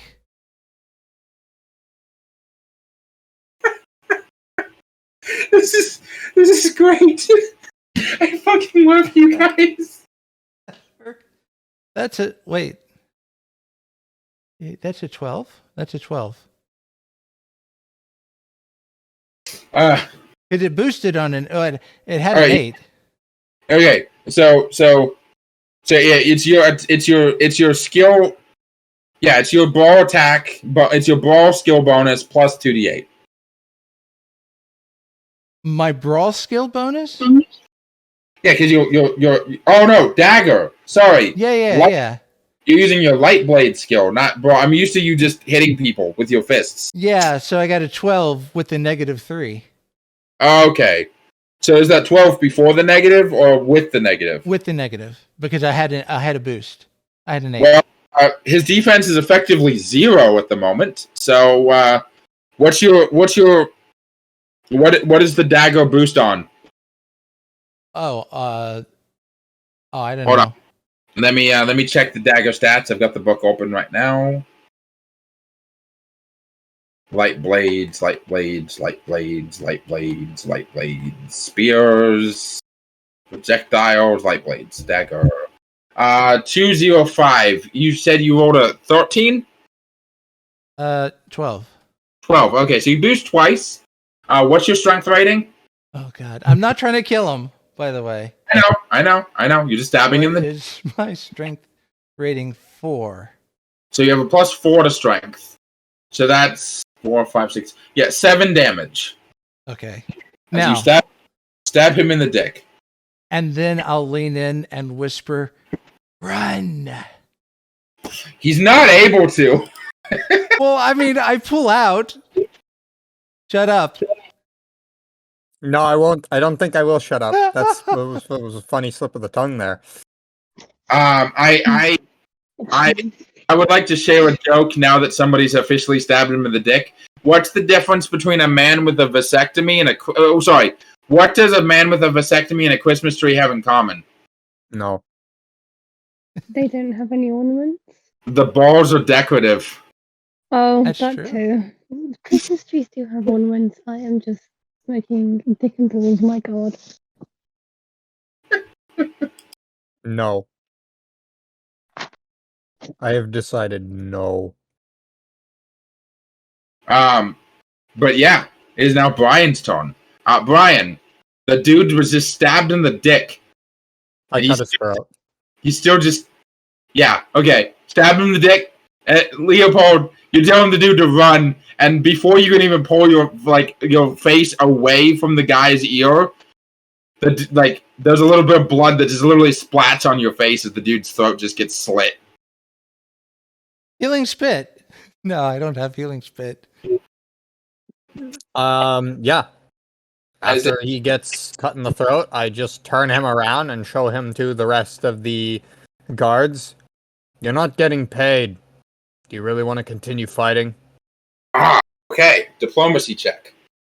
Ooh.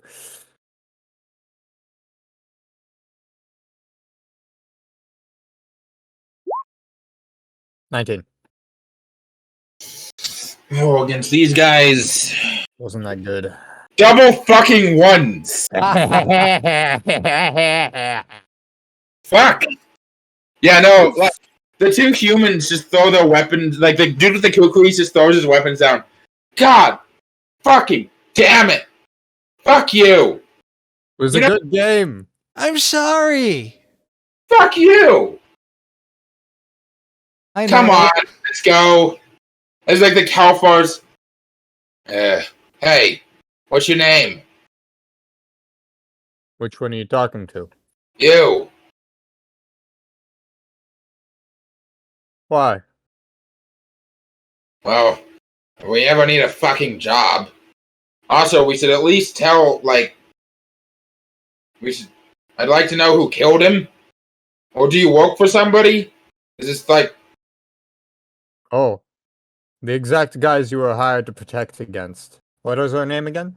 Fucking Red Irons. God damn it. Of course they'd send some nobodies. What? Red Irons? Who are My name Red is Brian. Irons?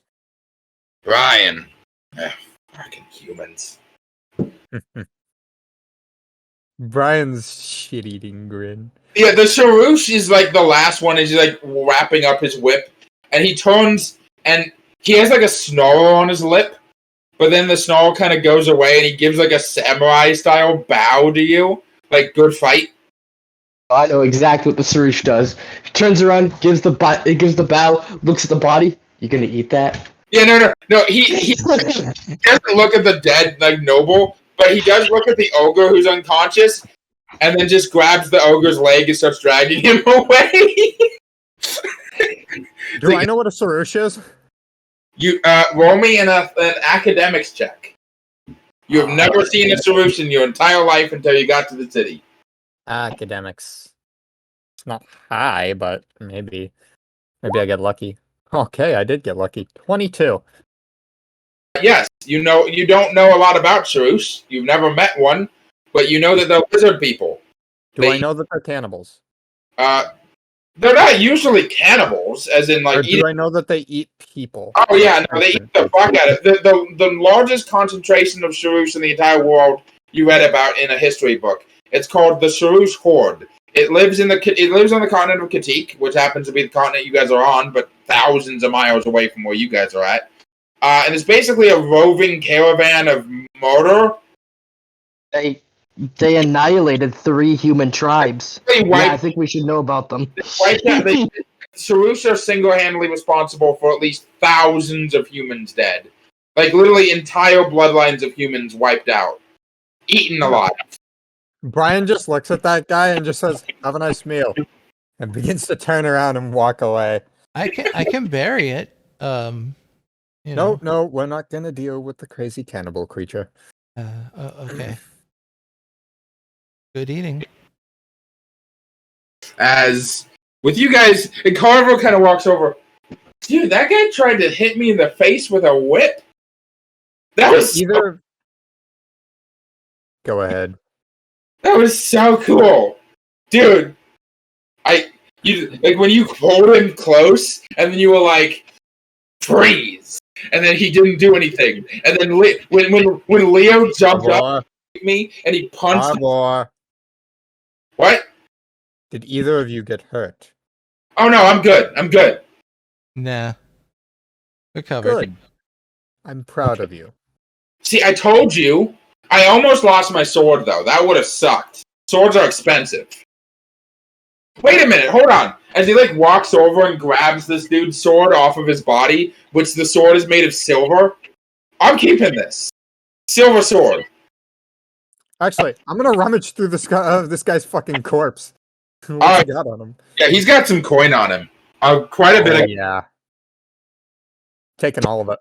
Leopold takes the dagger he used to stab him and kind of gently puts it on the body and is like, "I'm sorry," and kind of stands up. Actually, I'm gonna cut his finger off. Yo. Proof. Nah, you should cut his dick off. They asked you to stab him in the dick. Actually, you know what? That's even better. I'm doing that. Yeah, just stab him. Cut his dick off. It's just like there's a crowd that's just like, okay, stay away Yeah, from the can I crazy get human off? man. As I just Please begin don't. to unfucking. Please don't cut his dick off. Don't be a psychopath in front of the people when they're gonna make a lynch mob and kill you. Please. No, I have to do it for the bit. I don't care if I'm getting lynch mobbed. I have to It's do it. not the bit. Please It's don't the get bit. us lynched. Do it for the bit, do it for the No, bit. well, No. This is Yeah, No. I cut his dick off. hold on. This is the first time we ever fade to black away from a fight scene instead of a sex scene. But Yeah. we're fading from black at this point. Well, As- wait, Like, Wait a minute. wait. How do you know this isn't a sex scene? Oh my god. Because Leopold turns to the crowd and is like, he missed his alimony payments. Okay. We're fading from back from that scene over to a different scene, back home. Mona's doing evil things. Mona, Yeah. it's been about a day and a half. You got rid of that wall. You started furnishing the room a little bit. I posted aesthetic art of what, like, sort of I'm going for. I know it doesn't look like that yet, but you get the idea. Good shit. Honestly, pretty good shit. Make me a summoning check. All my doors are locked and no one's able to get in there. They're even, like, fucking barricaded as I'm, like, making a circle out of, like, fucking, like, a bird that I captured. Like, the blood of a bird. Poor bird. Bird fucking deserved it.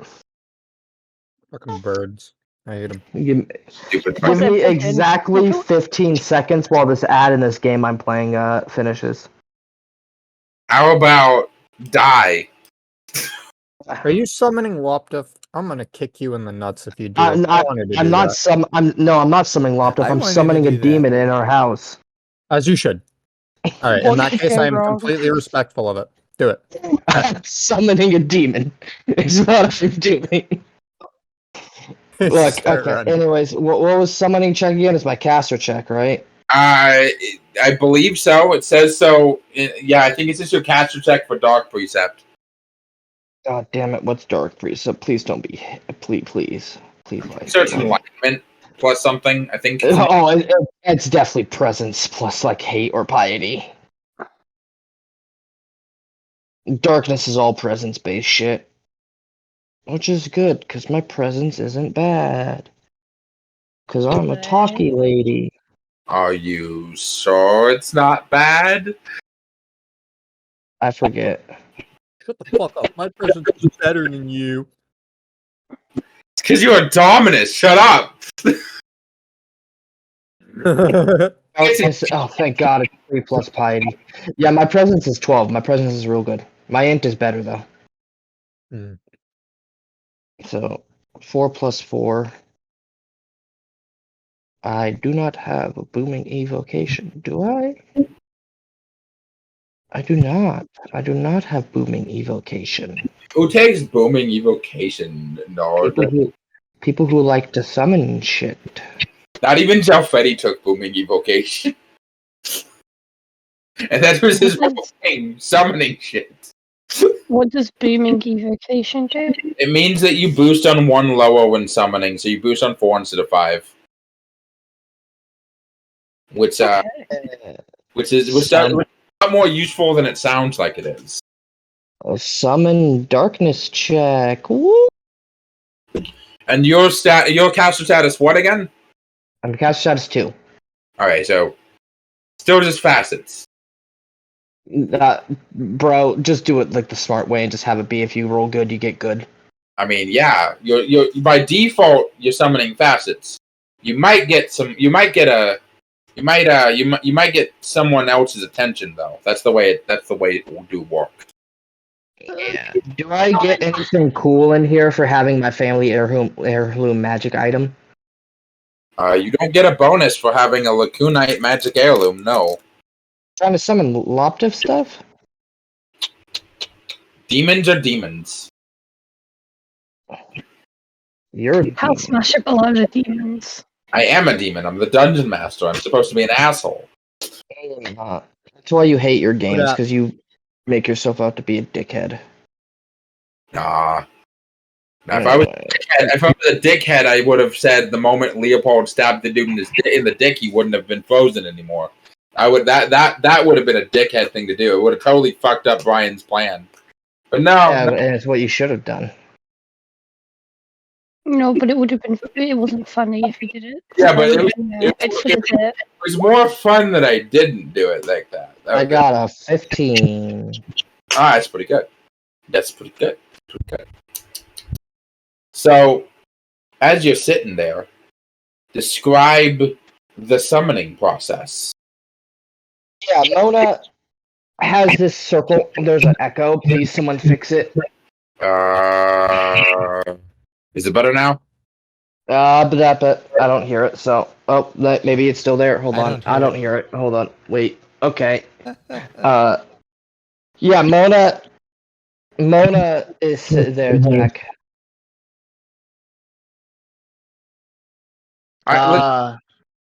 Is it gone now? Well, we'll find out. Mona is sitting down.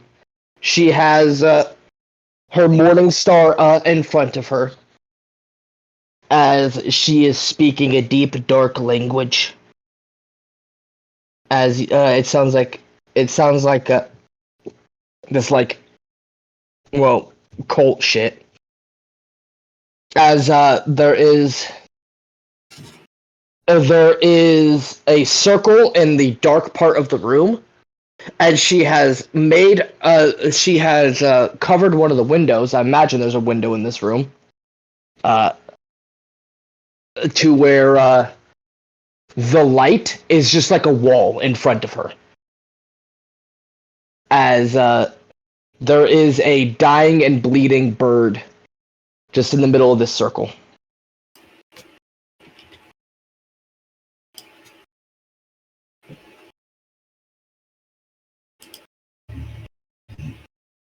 I'm just gonna post a good example of Armenian, because it's literally supposed to sound like Lovecraftian, like, bullshit.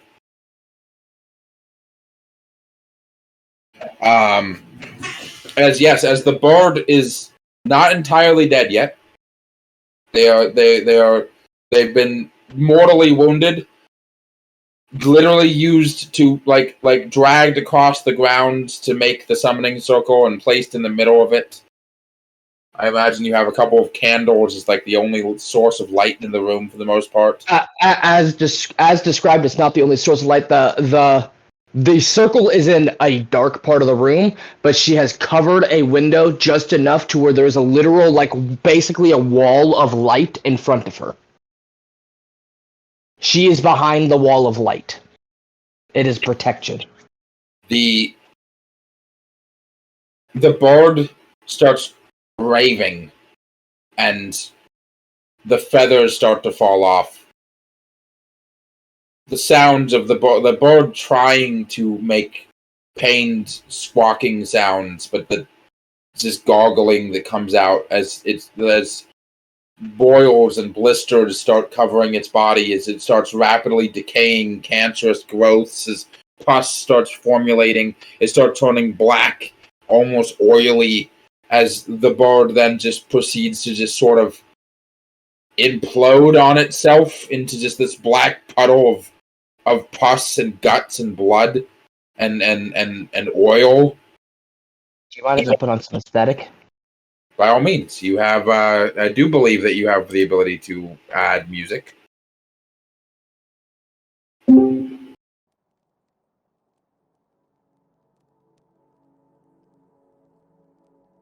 As coming out of the black ooze that was a bird a few moments ago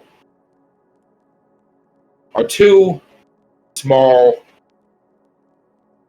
spheres of black, orange, and green. Almost perfectly circular, but covered in these fine hairs. These little bulbous bits completely covering it. They're only about like 2 inches in diameter, and just floating there like they have no weight, like they have no gravity, Like nothing is affecting them. She stares, not being able to necessarily recognize what this is, as she speaks in Armenian. BU facet or BU aspect? They bob for a second. They're not sure if they're looking at you. They don't appear to have any eyes or perceivable ways of perceiving the world around them. But the little tendrils connect to one another for a moment. And then you hear in your mind, as if you are perceiving something that isn't entirely true, almost like a verbal hallucination is how it feels, but you know it is supposed to be true, like it is true. As you hear in the back of your mind, That's what I wanted. we are Aramon. Well, that's good to hear.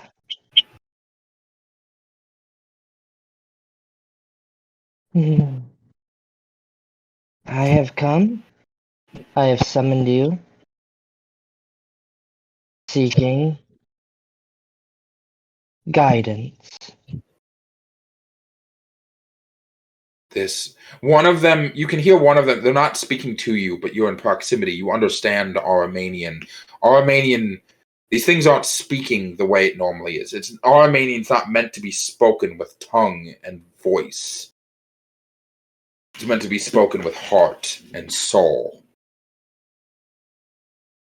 As you hear one of them speak to the other one, they wish perfection. They do not know what that means.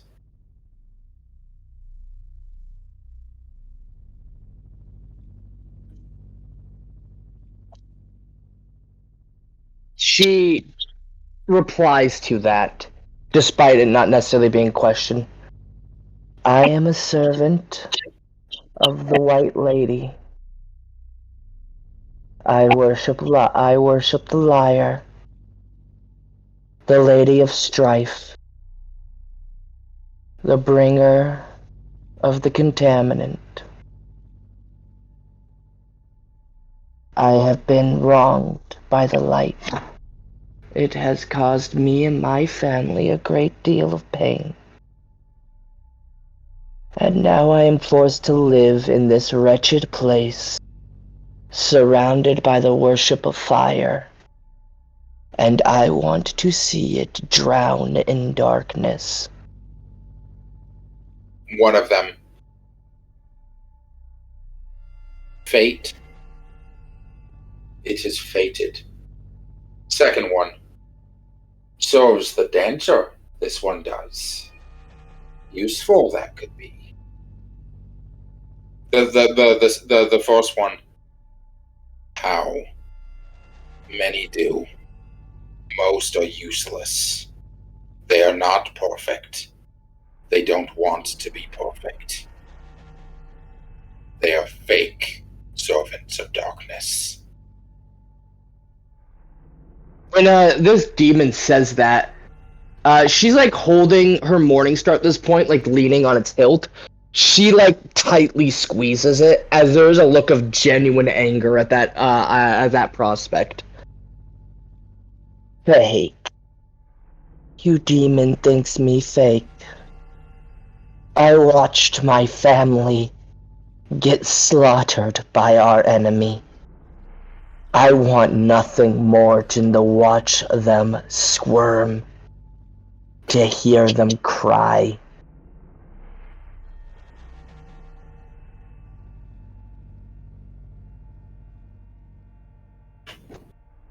They kind of blip towards each other for a second. You want to be more perfect. Perfection is what will lead me to watching them all freeze to death. Then yes, I suppose I do. The only goal. What? Revenge. Revenge does not matter. they will die. Those who are imperfect will be unmade. You mistake me. Revenge is not. Revenge is a byproduct of what I want. I want to watch this land freeze. Everyone suffer in bitter hatred and cold. Their deaths are a byproduct. Frozen. Dead. Black. Gone. Souls. I don't care what happens to their souls. I don't care about much anymore.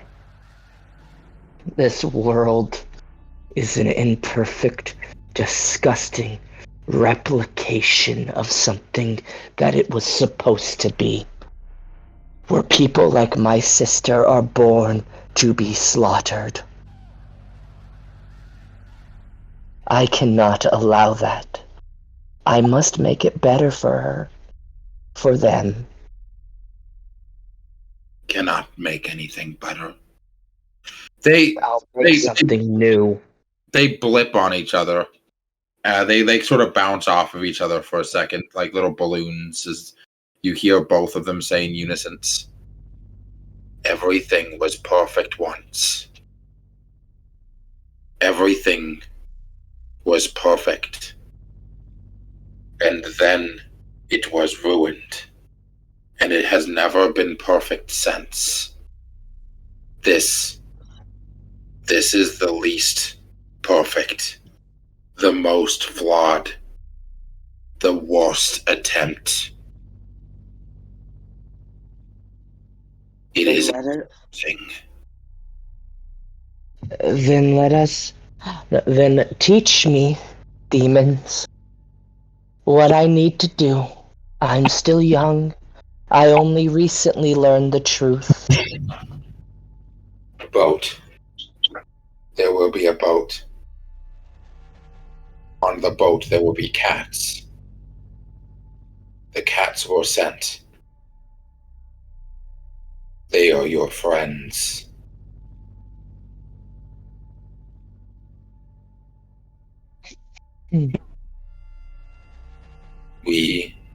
Time, date. We do not understand time. It is outside of our understanding.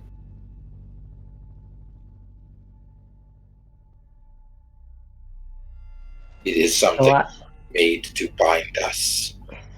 So am I just to wait by the shore until a boat full of cats appear? It will be. As the second one finishes the sentence, painfully obvious. We will teach you about perfection. We will help you to be perfect.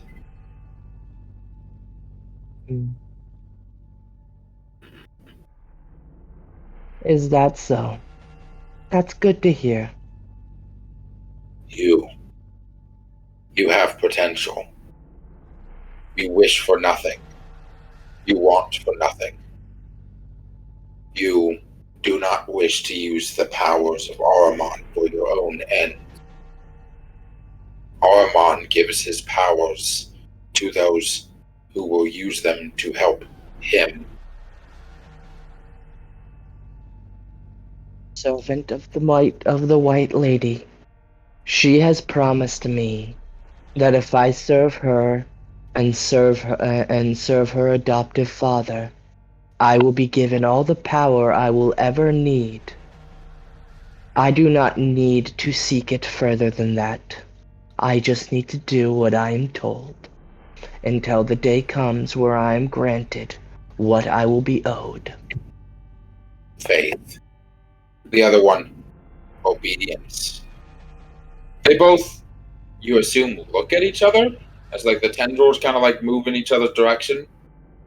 This one has promise. Agreed.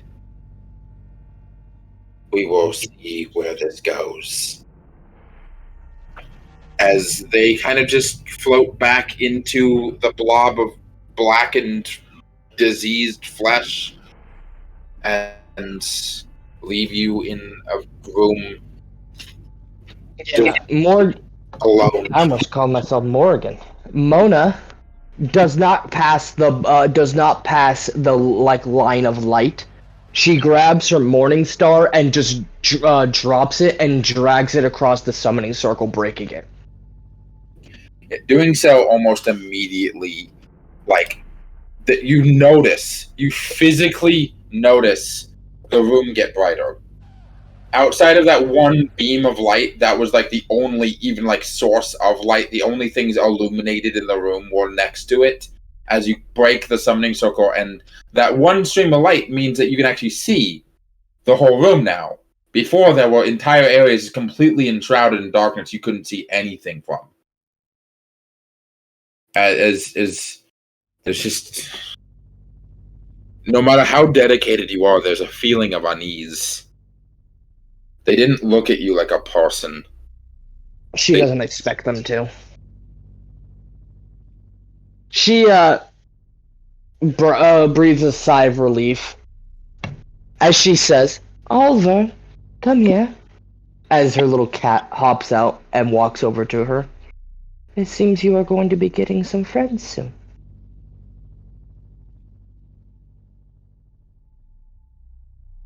Yeah, I'm gonna start waiting for a fucking boat full of trader cats. And the cat just kind of hisses at the summoning circle before cuddling into your arm. This cat's gonna be a darkness cat. It can't stop it. This cat's gonna listen to Linkin Park like the real Oliver did. And as we Morrigan, I'm gonna can you cut the music now? There we go. Yeah. Is there anything you want to be doing? Because you got Um, time at the beginning. Maybe go shopping. Well, Morrigan was gonna be. Oh, I can hear an echo. Well, yes, but I think some shopping is in order. Shopping for what? Well, you have a lot of things to sell.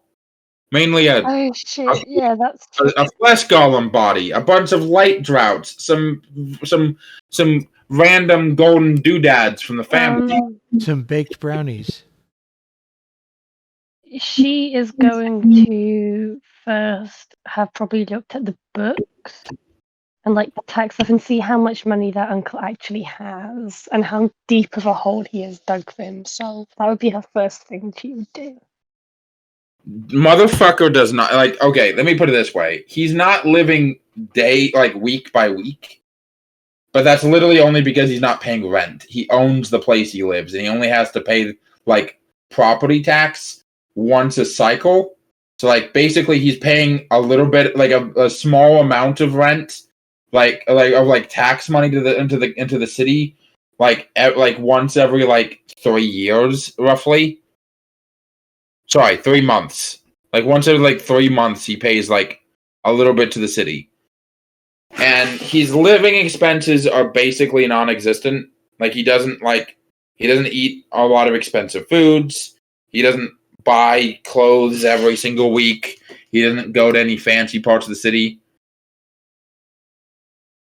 Morgan looks at the state of the books, closes her eyes, takes a deep breath, and opens them again. Like, oh, we'll get through this. Okay. First things first would be she probably doesn't want to go out into the city alone. So who is home at the moment? Your uncle is home. Your mom is home. But the uncle's a gambling addict and her mum is grieving. Well, maybe a nice outing will cheer her up. Monkey, you do not need superpowers, nor do you need drug money. Shut the fuck up. I always need superpowers and drug money. Don't lie to me, Walt. Morgan is in charge of finances. You will be getting neither. I'm assuming the brothers are all out on their mission, right? When this is happening? Yeah. Okay. So pretty much the only person that can go with you is your uncle if you want a big, strong man to go with you.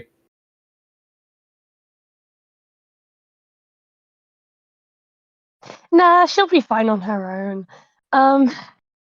You're gonna fucking die. Famous last words. I know. Please be realistic and bring someone with you. You're in a new town that you were told is super dangerous. She'll bring her uncle. Sure, why not? Yeah, but the Hycro history is full of abductions and having to rescue siblings. Uncle Exactly. Uncle Gamblin. His name is literally Gamblin. I just realized that. Gamblin. Yeah. His name was Gallon. I thought his name was Gallon. Originally it was Gamlin, and then I fucked up the name, and then you guys are like, no, Gallon's better. So I guess Galen is better. Gaiman? No. I said fucking Galen. gaming. I said Galen. I know. This land is your land. This land is Galen. What would he be?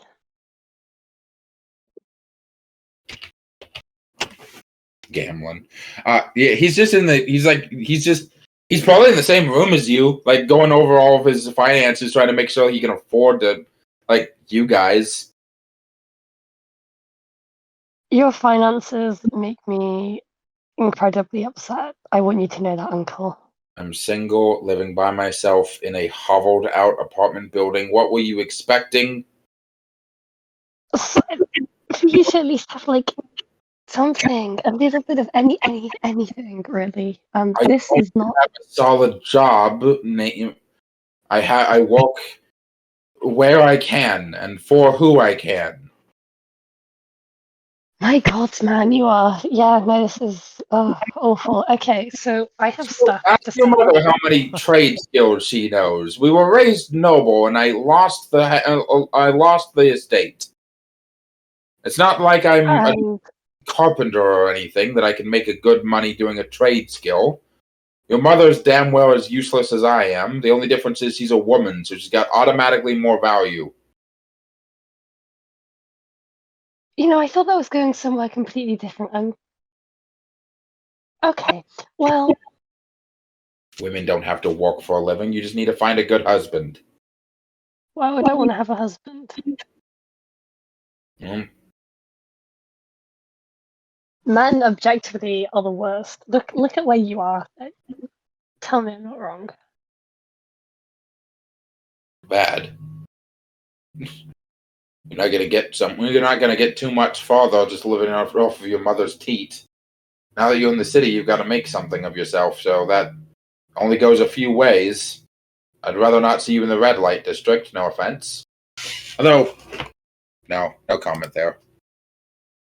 As I say, if you make a comment, you would regret it. Anyways, let's go sell some stuff. We have a lot to do, not enough time in a day. So come on, Uncle, we're going shopping. He sighs. Well, we're not doing any of that down here in Lowtown. Let's take the cart back up to Hightown, where they can actually buy these things at a decent price and give us what we're worth. All the merchants down here that'll take any of this crap they're just gonna rip you off. Oh, I know, I'm not that dumb.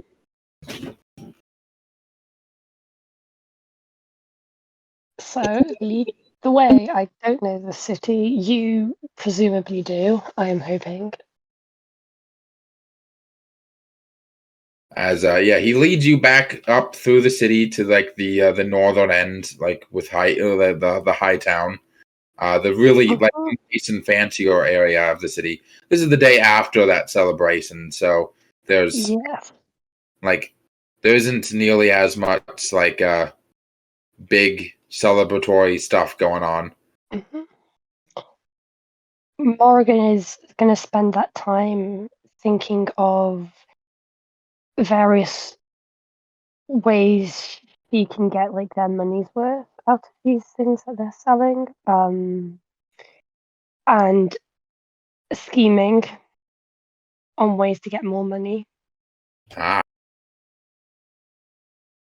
So, yes. So roll me streetwise mercantile negotiation. what is streetwise? That's a 3. Bum, bum, bum. Where's 20? Oh, I have so many tabs open.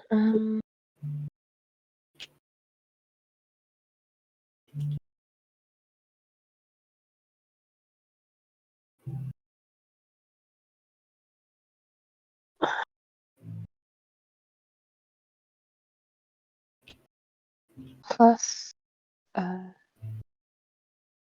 3.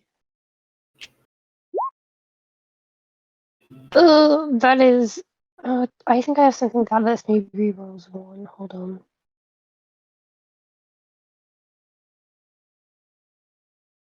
I do.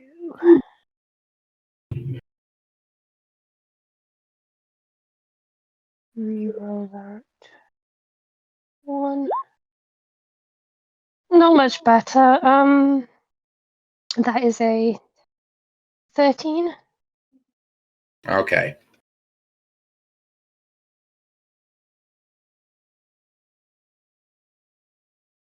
So here's what I'll do for you guys.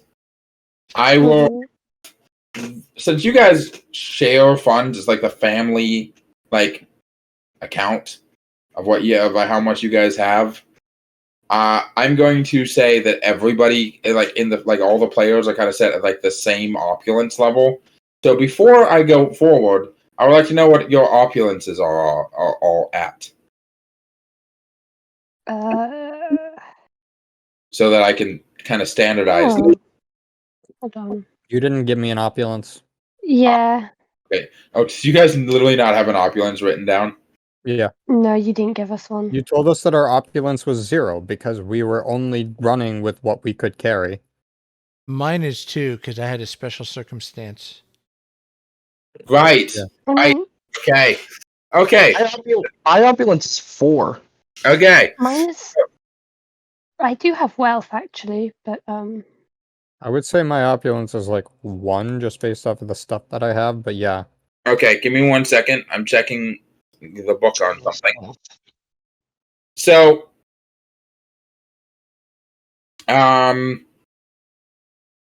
so I want to make like the position of, I'd like to. I will write this down in CC actually, make it a lot easier.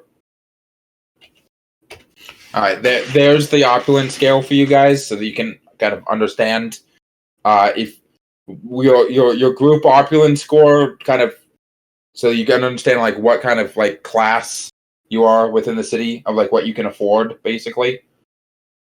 And what was that score that you my apologies, the what was the streetwise that you rolled? 13. 13. Okay.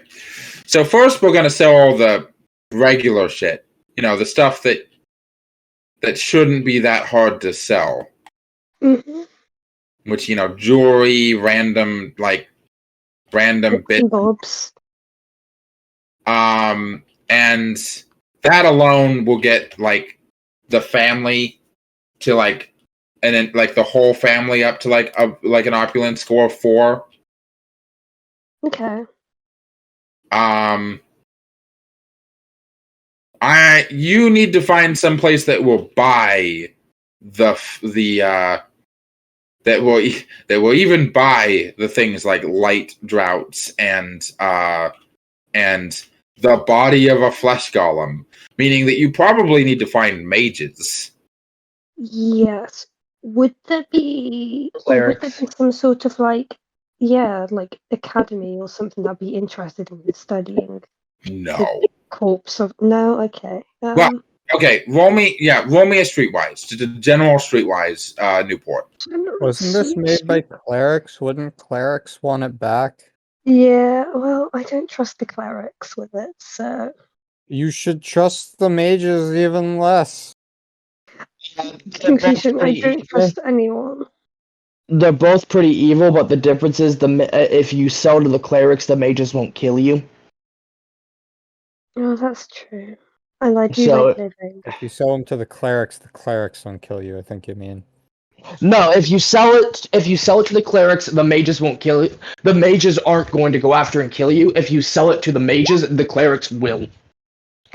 Yeah. Ooh, that's an 8, a 2, and a 2, so that's a 15. For your bonus or after your bonus? This is after my bonus. 15 after. Okay. So the kind of people that can buy this magical bullshit off of you is, again, the enforcers. Although the price will probably be pretty shitty. I'm not gonna lie. They probably won't pay you that much. For like light droughts, they're gonna question you on where you got this stuff. It's gonna take you they are going to want to know exactly how you got it, exactly where you found it. They'll pay you a finder's fee essentially, as long as they don't find you guilty of anything else. But you're probably going to get interrogated. Not that they're going to assume that you committed any crime inherently, but that they're going to assume that you looted a battlefield is what they're going to probably assume. Okay. Who would give them the best deal and ask the least questions? Would probably be her thinking on that. You find some profane mages, they won't know. They won't want to know your name. They won't want to know where you got it. They won't want to know shit. They'll pay you exactly what they think it's worth, and you're never gonna see them again unless you want to. But the question is where to find profane mages, because first of all, you don't want to just ask Gamlin, because he doesn't know any of you are mages, and you don't know how cool he is with something like that. And second of all, you can't just go on the street and ask, hey, where's the local mage coven? Yeah. But if you do find some profane mages, they are definitely going to be the most they're going to pay you the most bang for your buck, and with the least questions asked. It's just that they're a lot harder to find than they're much harder to find than the enforcers. The enforcers are right over there, and they're not exactly hiding their location or what they're doing. Not going to risk it with the enforcers. Would she have any idea of where to start even looking for profane mages? With a 15, I'll let you roll an occult check. An occult check? Okay, let me... Is that... Okay, If you're not good at occult and you are a mage, I will be so upset because you are a mage. No, I have an 8. Okay, thank Out you. of character, you would know in character that your brother is pretty Predisposed at the moment. Yeah, you're profane. So, I mean, even if I am disposed, you might want to wait till the fucking charismatic guy gets back. This is his scene. Morrigan. This is Morrigan. Morrigan is charismatic. This is Morrigan's scene. I know that. I'm just warning you that you might not get the I got most a amount of money, 17. and you might get us in trouble. It'll be fine. Fine, I got a 17. 17. Okay. So, mages are going to want to hide in plain sight, especially profane ones. They're going to have a job that lets them do magey things without drawing suspicion to themselves. Now, what's something that your brother does? Because Medicine. doctor stuff's probably the most easily like. Barbers are like herbalists, barbers, anyone who walks in the field of medicine or around the field of medicine are usually under suspect of being mages, even if they're not mages, because of how often mages are doctors.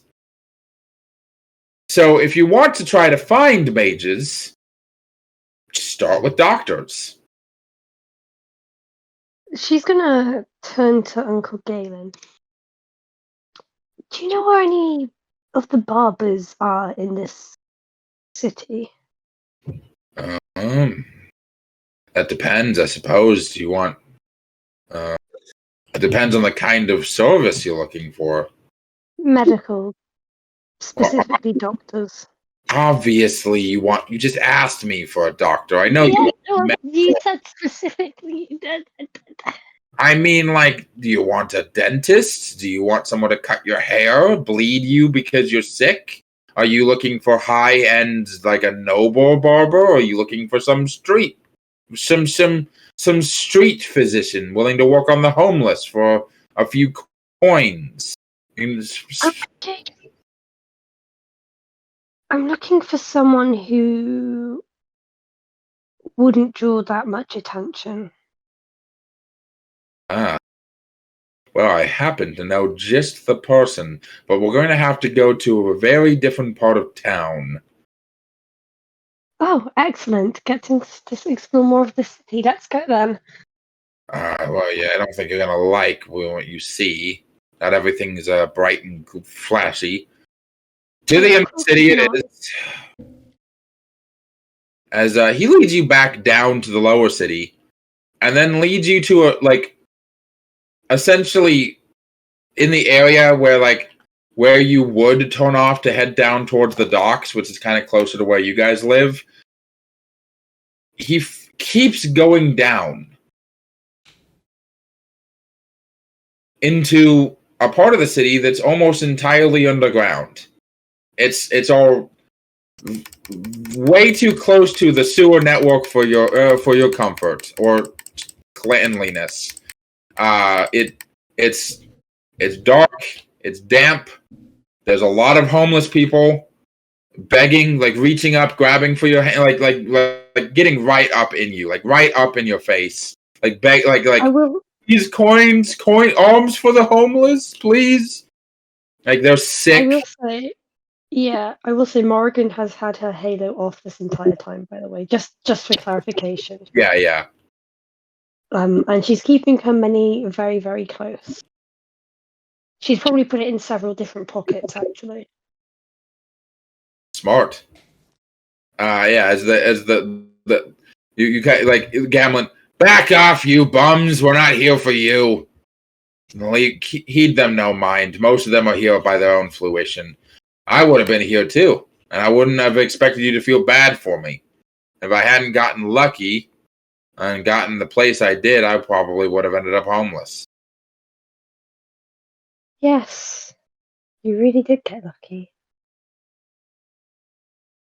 Yeah, it's fun when it's fine when I admit it. It's not fun when you point it out.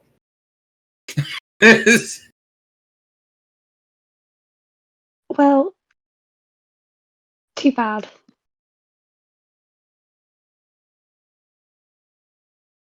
We do have a doctor we need to see. As he takes you down to a section. He parks the cart, and it's not even an actual building. It's just like a little grotto in the side of like between a few buildings, and there's been like a fence put up, and there's a couple of homeless people kind of just lounging about. They don't lunge for you or beg for coins at all. One of them is just got like a wrapping around his face. Probably blind. As your uncle. All right. So Here's the deal, right? This guy, he does barber work, does it for free, charity. He says. I figure if you're looking for somebody that wants to be inconspicuous, he's about the most inconspicuous out of every barber in the city that I know of. What's his name? I mean, I'm assuming he has one. I'm finding one. Finding it. Give me 1 second. If it's Nidal, I'm gonna fucking. If he's what? If he's Nidal from the other game. No, he's not fucking Nylol. God, I wouldn't use this character twice. We should have our Patreon supporters submit name ideas. God damn, it's not fucking Nylol. Yeah, I like that idea. Ken, I like no that idea. flip. We have Patreon supporters. no, that's a joke. I don't want money. What are you talking There about? is Of no course we have flirting. Patreon supporters.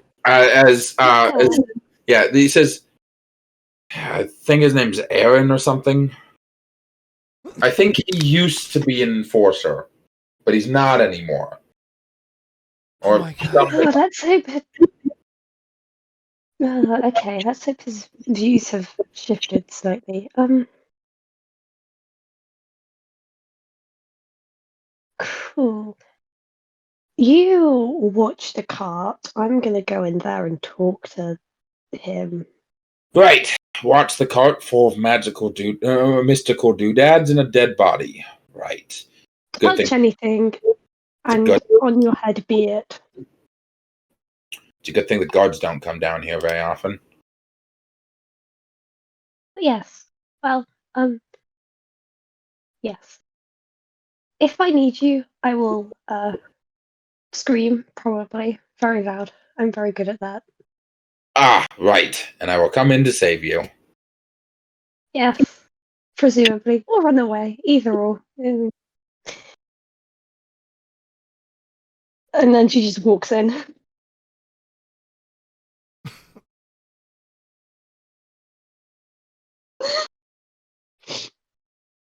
I don't know. Everybody just smells the douchebag on him and doesn't like respecting him. I'm sorry, even if he's a bit of like, fuck, my family's here. Well, I gotta support my family. Here, come live in my house. Oh yeah, you can tear down my wall. You need to make this as comfortable as possible. Sure, fuck it, I don't care. This guy's great. Like Morrigan- we are so fucking lucky. Morrigan saw I the agree. books, did not like what she sees. She is giving him shit for it. Why are you giving him shit for it? He's a fucking. It's fine. Morgan's just sexist. It's fine. Morgan's just sexist. She's just glad mom lived. Who gives a fuck about dad, right? Oh, she's grieving him still. Shut up. She's just trying to ignore it. Okay. She's dealing with her problems by pretending they don't exist. That is what she is doing. Anyway, yeah. So you get in, and there's, to call this an infirmary would be to assume that it's actually properly set up. It's really just some cots and like a hammock set up with a couple of sick people laying down, and like a there's no like nurses running around. There's like a couple chests that are like opened with like medical equipment inside them. There's a lot of white like blankets like placed on like the ground and the walls and everything around here. Keep in mind, it's technically outdoors, just with like a really high fence like wrapped like blocking off this like alleyway. You hear like the sounds of coughing and moaning from like the sick people. As the only person who seems to be doing a whole lot is, let me send you a picture. There. No. Oh. Oh. Smash. You can't say that. You're gay. There is such thing as aesthetic attraction. Yeah. So he's standing over a bandage, like putting a splint and bandaging a guy's leg. How the fuck did you fall from 3 stories? Didn't you say you live on the first floor? Yeah, well, I went up to my neighbor. I don't really care, no offense. No, take these herbs, mash them into whatever the fuck you want, whatever swell you eat, and it'll keep the swelling down. I would recommend going and seeing a priest if you care about those kind of things. Right, thanks, Aaron. Right, okay. Now, and do tell the missus I said hello. Oh, of course. She'll be by later to bring you some soup, I'm sure. Do so, but don't bring me the soup you put the herbs in. Oh, try not to mix them up. Right. As he turns to look at you. Well, then what's wrong with you? Headaches? Time of the month? And the time of the cycle? She gives him a kind smile. I've actually got a few things you might find useful. They're on a cart out front. I couldn't drag them in. You're a merchant. Sure. You came here in the Undercity. You're looking to sell to a man whose work is purely on charity. What makes you assume I can even afford what you have to sell? I mean, Dr. Aaron, was it? Aaron Othir, as he holds his hand out. She takes it and like you know how like it's usually the man who presses a kiss to like was it the part of the hand, the back of the hand? She like presses a kiss to the back of his hand. Charmed, I'm sure. What? Fuck. Somewhere in the universe, a Culefian just had a heart attack.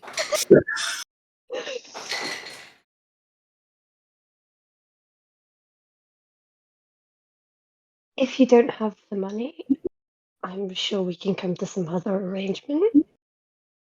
Although it would be preferable to, Please roll me a diplomacy check so he doesn't assume you mean sex. Because the way you just said that, he's going to assume you mean sex. Okay. Is that okay? Okay. You just said, I don't know, if you can't afford it, we'll come to some other arrangement. Wink, wink. That's a 21. Okay, thank God he picks up on the gaydar and realizes you don't mean sex.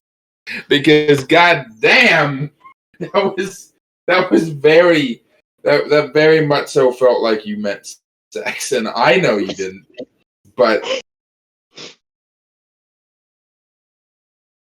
as yeah, so he raised an eyebrow. Others, okay. Well, let's see what you have. As he steps out with you and looks into the back of the cart and just doubles back. What the? Are you trying to get me in trouble? She raises an eyebrow at that. Trouble? What the fuck are you doing bringing about a corpse around my place? I can't raise the dead, you... Oh, no. You might find it interesting. It's a something golem, I think, maybe. It's a something. I wasn't the one who killed it. So. Wait, you're telling me this is a pre-prepared flesh golem body? Probably. I don't know how it works, but probably. How did you get this? And why are you looking to sell it? And why are you Because looking to sell it to me? my uncle, she points to Galen. Hey, don't look at me. She just asked where a barber was, and I told her where a bunch of barbers were, and then she said a very indescript barber, and I heard it from you, from Crazy Dave, who heard about you from John, John the Third, and then okay, fine, I get it, whatever. Why were you looking for a barber to sell a dead corpse, a sewn together dead corpse, mind you? Just a bunch I of find it interesting for anatomy reasons. Or, other reasons. And there's like a meaningful look. like roll me a guile check so that he'll pick up on the underlying meaning. Is he a primate?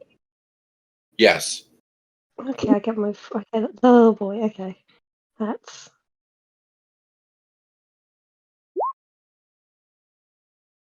a 19. He squints at you.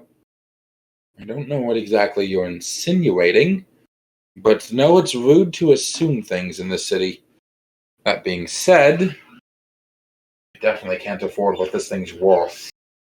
Thousands of crowns, at least. Do you know someone who would be able to afford it? No one that you're interested in dealing with. Shady fucking people in the city. Again, assumptions, as you said, are a dangerous thing. He gives you a side look like, oh, we're dangerous now, are we? You're as a huh. She's just smiling at him, like this kind, gentle smile. What were your thoughts involving that other arrangement that we could make? Or were you going to deal with favors? Free medical care? I already provide that. You want It would depend on what you have to offer.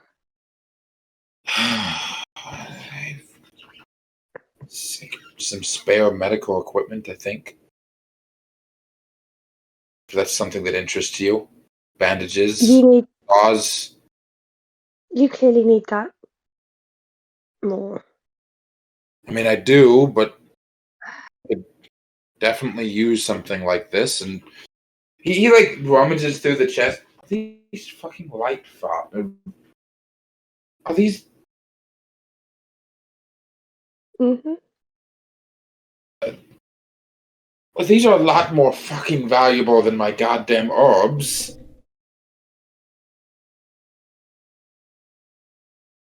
Take a broken leg and fix it in a matter of minutes. Seconds, even. I don't know how you came across all of these. Did you loot some? He like stands up and like looks at you accusatorily. Did you loot a temple of Laku? They've been burning them all over the country. No, she looks genuinely like offended at that one, that assumption. Because these kind of things would be found in Temple of Laku. You need the light facet. You need the light spirits to animate a flesh golem, and these are files of light. Morrigan is going to look. Is there anyone else around her? I mean, there's beggars. Have they cleared off? There's beggars around, but they're not paying attention to you.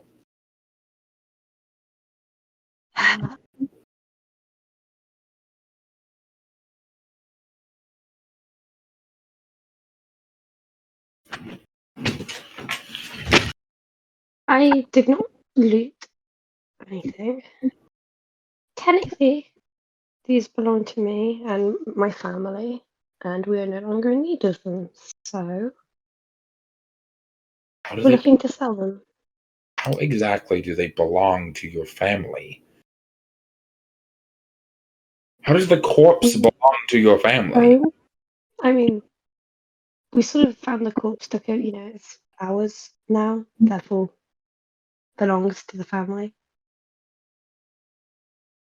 And that is how ownership kind of works, right?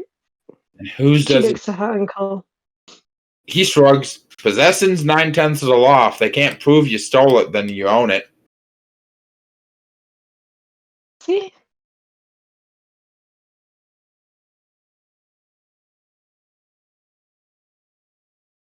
Okay, I'm gonna need to know exactly how you got these before I buy them. If this product is hot, I could be in a lot of trouble. I'm trying to keep away from people who might want to shut my clinic down. We didn't steal any of this. If that's what you're asking. It's not convincing. You didn't steal it. Congratulations.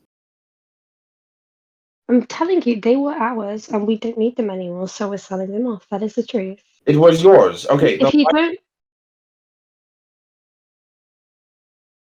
I'm sorry if I'm a little on edge. They were yours.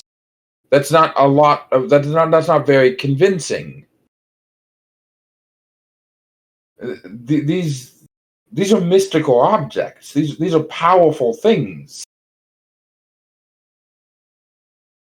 yes. You're very nonchalant about selling them. Should I not be?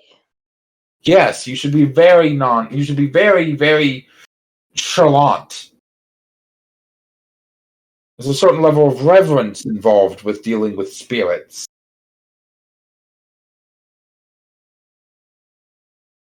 I know that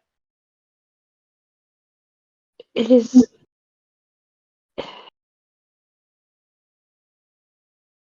It is just a long, unkind story, and we do not have the time to tell it here. Okay, fine. It like kneads his brow with its like pinches his nose and brow and sighs. There's when she says it's a long, unkind. There is a genuine look of grief on her face, like something genuinely horrible has happened to her and presumably her family.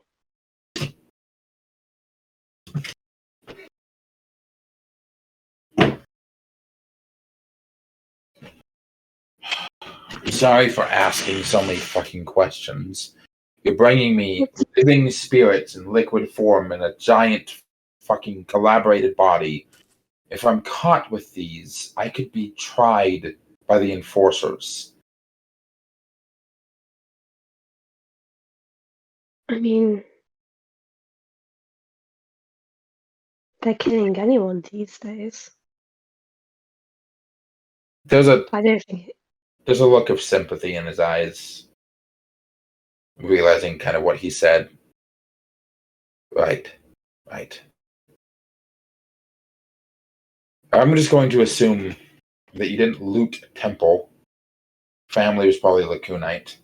Probably belonged to a temple that you worked at. Pulled them out. Sorry for your losses, whatever they might be, no matter how many. More than you could possibly realize, but thank you. I don't know how much you expect out of these. I work for charity. But all my money comes from donations. But God, my sister's gonna kill me for this. You can take them. no, I refuse to just accept this as a charity gift, but You need them more than we do. listen, how about this? I'll pay you medical supplies for the light potions, but I can't take the body. I do know someone who can, though. He's not in town right now. You tell me where you're staying, and I'll let you know when he's in town. Would you have a suggestion as to what we could do to, handle the... It's a body. It's not going to decompose. Oh, good. Flesh golems are mystically charged. Even after death, they're basically just He just stares at it. It's gonna be this forever. A big, giant, heavy body. His Gamlin just sighs. Ah, gonna have to hide it upstairs on. Wait. You know what? No, we're putting it in your sister's room. She likes creepy things. She is gonna have your skin for that, Uncle. I'm not putting it in my room. On your head be it. Thank you, Dr. Aaron. It's fine. I've been treating Hycros and all the other refugees ever since you got out of through. A lot of people made it out. A lot more people didn't. I know. Trust me, I know. She wraps her arms around herself and she's kind of giving herself a hug.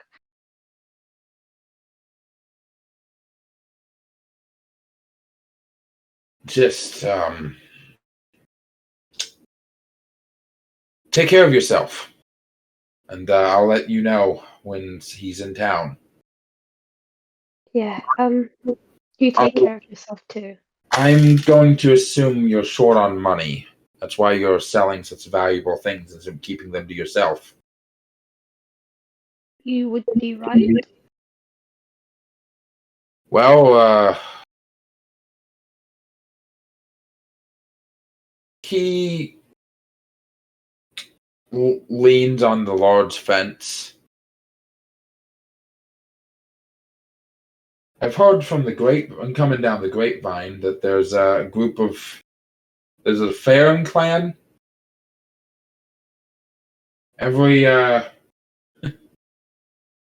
Every couple hundred cycles, one of them tries to get into Otis Mound.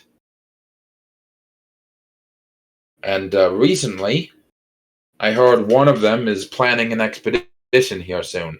Next dozen cycles or so. So if you ever keep your head down, stay out of trouble, save up some money, buy your way into the expedition, make it into Otis Mound, and then back out of Otis Mound and survive, well, you'd be set for life. I will keep that in mind, but trouble seems to come in spades recently.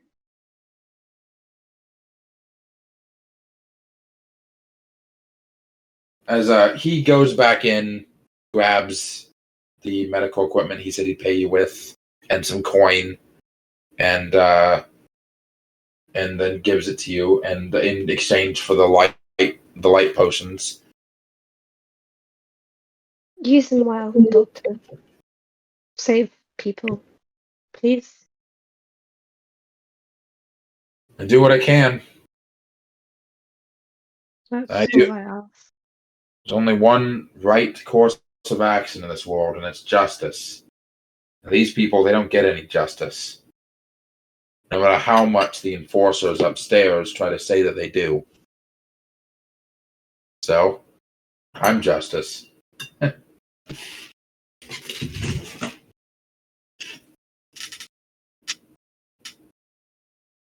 I hope we can see each other again. That you seem like a good person, and I think we need more good people in this world. Well, you did give me your address, so if I am a good person, you'll know pretty soon. Yeah. Just be careful. There are so many rats. There are so many rats. It's bad.